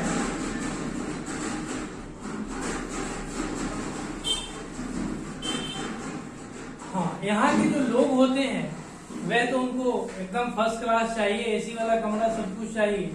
तो देश के नेता ऐसे भी हुए हैं जिन्होंने देश के लिए अपनी कुर्बानी दी है, और ऐसे भी हुए जो राजशाही के लिए अपने जीवन को, कहीं कोई 900 करोड़ का घोटाला करता है तो कहीं कोई कुछ करता है। वही है लोकतंत्र है। जो किया सब सही, जो किया सब सही है। जितना पेट भर लिया, पेट भरने के बाद और बेटों का भरेगा, पत्नी का भरेगा, बेटी का भरेगा, सब भरेगा। लोकतंत्र कुछ नहीं है। It's a democracy, it's a democracy. Policy is flexible. चलिए आगे देखते हैं, खास नहीं। आगे है एल्युमिनियम प्रज्वलन। अब है स्मेल्टिंग। एल्युमिनियम स्मेल्टिंग की हम चर्चा करते हैं।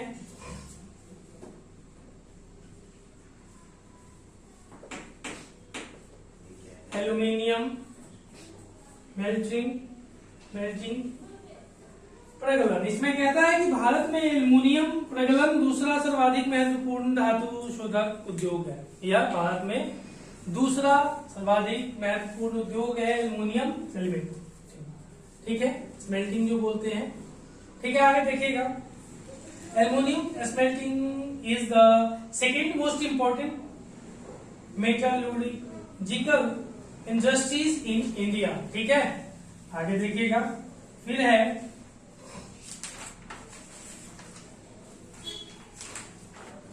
चलिए आगे देखिएगा। एल्युमिनियम तथा अयस्क का अनुपात इसमें भी अलग अलग होता है। इसमें भी क्या होता है देखिएगा, 4 से 6 टन बॉक्साइड, अगर 4 to 6 ton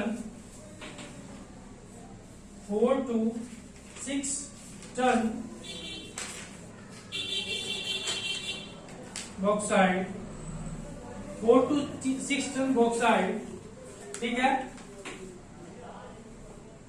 2 ton aluminium, 2 ton aluminium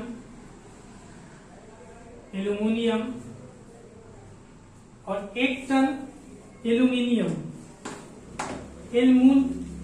alumina है, 2 टन एल्यूमिना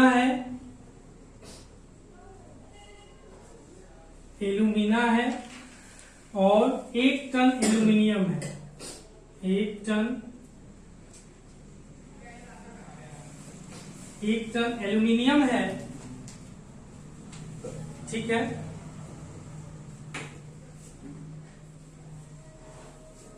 तब यह क्या होता है, यह अनुपात उसका निकाला जाता है, तब यह निर्माण होता है। मतलब इतना जब मिलेगा ना तब जाके इतना निर्माण होगा, ठीक है। और गल करके निकल जाता है, वही तो नदी वगैरह में जाकर के आप देखते हैं कि प्रदूषण का काम करता है ना प्रदूषण का काम, ठीक है। आगे देखिएगा, अब है एल्युमिनियम उद्योग में विनिर्माण की प्रक्रिया, process of manufacturing in the aluminium industry, ठीक है। एल्युमिनियम इंडस्ट्री, इसमें देखते हैं कि बॉक्साइट एल्युमिनियम एल्यूमिना, बॉक्साइट क्या है, कच्चा माल है, यानी द रॉ मटेरियल। बॉक्साइट खनन इसका भी किया जाता है, तो इसका जब होता है तो परिवहन रेल या समुद्री जहाज इसके लिए। आगे देखिएगा, कहता है एल्यूमिना बॉक्साइट दलन और एल्यूमिना घुलन। एल्यूमिनियम शोधशाला उसमें जाता है, शोधशाला में किसी भी चीज को शोध किया जाता है तब जाकर ना उसका कुछ निर्माण होता है। उसी तरह से एल्यूमिनियम में प्रगलन किया जाता है, एल्यूमिना प्रगलन जो होता है। इलेक्ट्रिक, आप देखते हैं कि शोधशाला से कैल्शियम युक्त पेट्रोलियम को कोयला खान से पीच, इन सब चीजों का आप एल्यूमिना, जिसमें बॉक्साइट दलन और एल्यूमिना गुलन, उसी में शोधशाला से कैल्शियम युक्त पेट्रोलियम को आप, उसी तरह से कोक खान से पीच, यह सब निकाली जाती है, उसके बारे में चीज बताया जाता है, ठीक है। उसे निकालने की जो निकाली जाती है उसके बारे में, ठीक है। आगे देखिएगा, और एल्युमिनियम प्रगलन से यहाँ पे इलेक्ट्रिसिटी 18,600 किलोवाट पर टन ऑफ कोल उससे प्राप्त किया जाता है, ठीक है। आगे देखिएगा, फिर देश के एल्युमिनियम प्रगलन संयंत्र ओडिशा, पश्चिम बंगाल, केरल, उत्तर प्रदेश, छत्तीसगढ़, महाराष्ट्र व तमिलनाडु राज्यों में स्थित है। वर्ष 2008 से 9 में भारत में 15.24 लाख टन से अधिक एल्युमिनियम का उत्पादन किया गया था 2004 में, ठीक है। आगे देखिएगा, उसके बाद aluminium smelting plants in the country are located in Odisha, West Bengal, Kerala, Uttar Pradesh, Chhattisgarh, Maharashtra and Tamil Nadu. Clear है?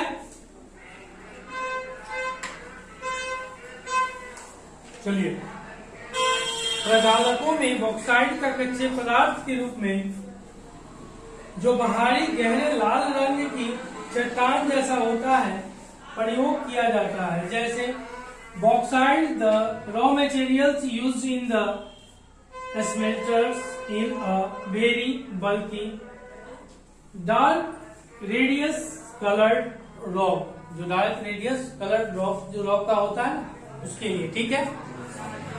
आगे देखिएगा, रसायन उद्योग यानी केमिकल इंडस्ट्रीज, यह उद्योग एशिया का तीसरा बड़ा तथा विश्व में आकार की दृष्टि से 12वें स्थान पर है, ठीक है। आकार में 12वें स्थान पर है, ठीक है। उसके बाद देखिएगा, कहता है अकार्बनिक रसायनों में सल्फ्यूरिक अम्ल, उर्वरक, कृत्रिम वस्त्र, प्लास्टिक, गोंद, रंग, रोगन, डाई आदि के निर्माण में प्रयुक्त नाइट्रिक अम्ल, क्षार, सोडा एस, कांच, साबुन, शोधक या अपमार्जक कागज में प्रयुक्त होने वाले रसायन तथा कास्टिंग सोडा आदि शामिल है। अपमार्जक समझ रहे हो? नहीं समझ रहे हो?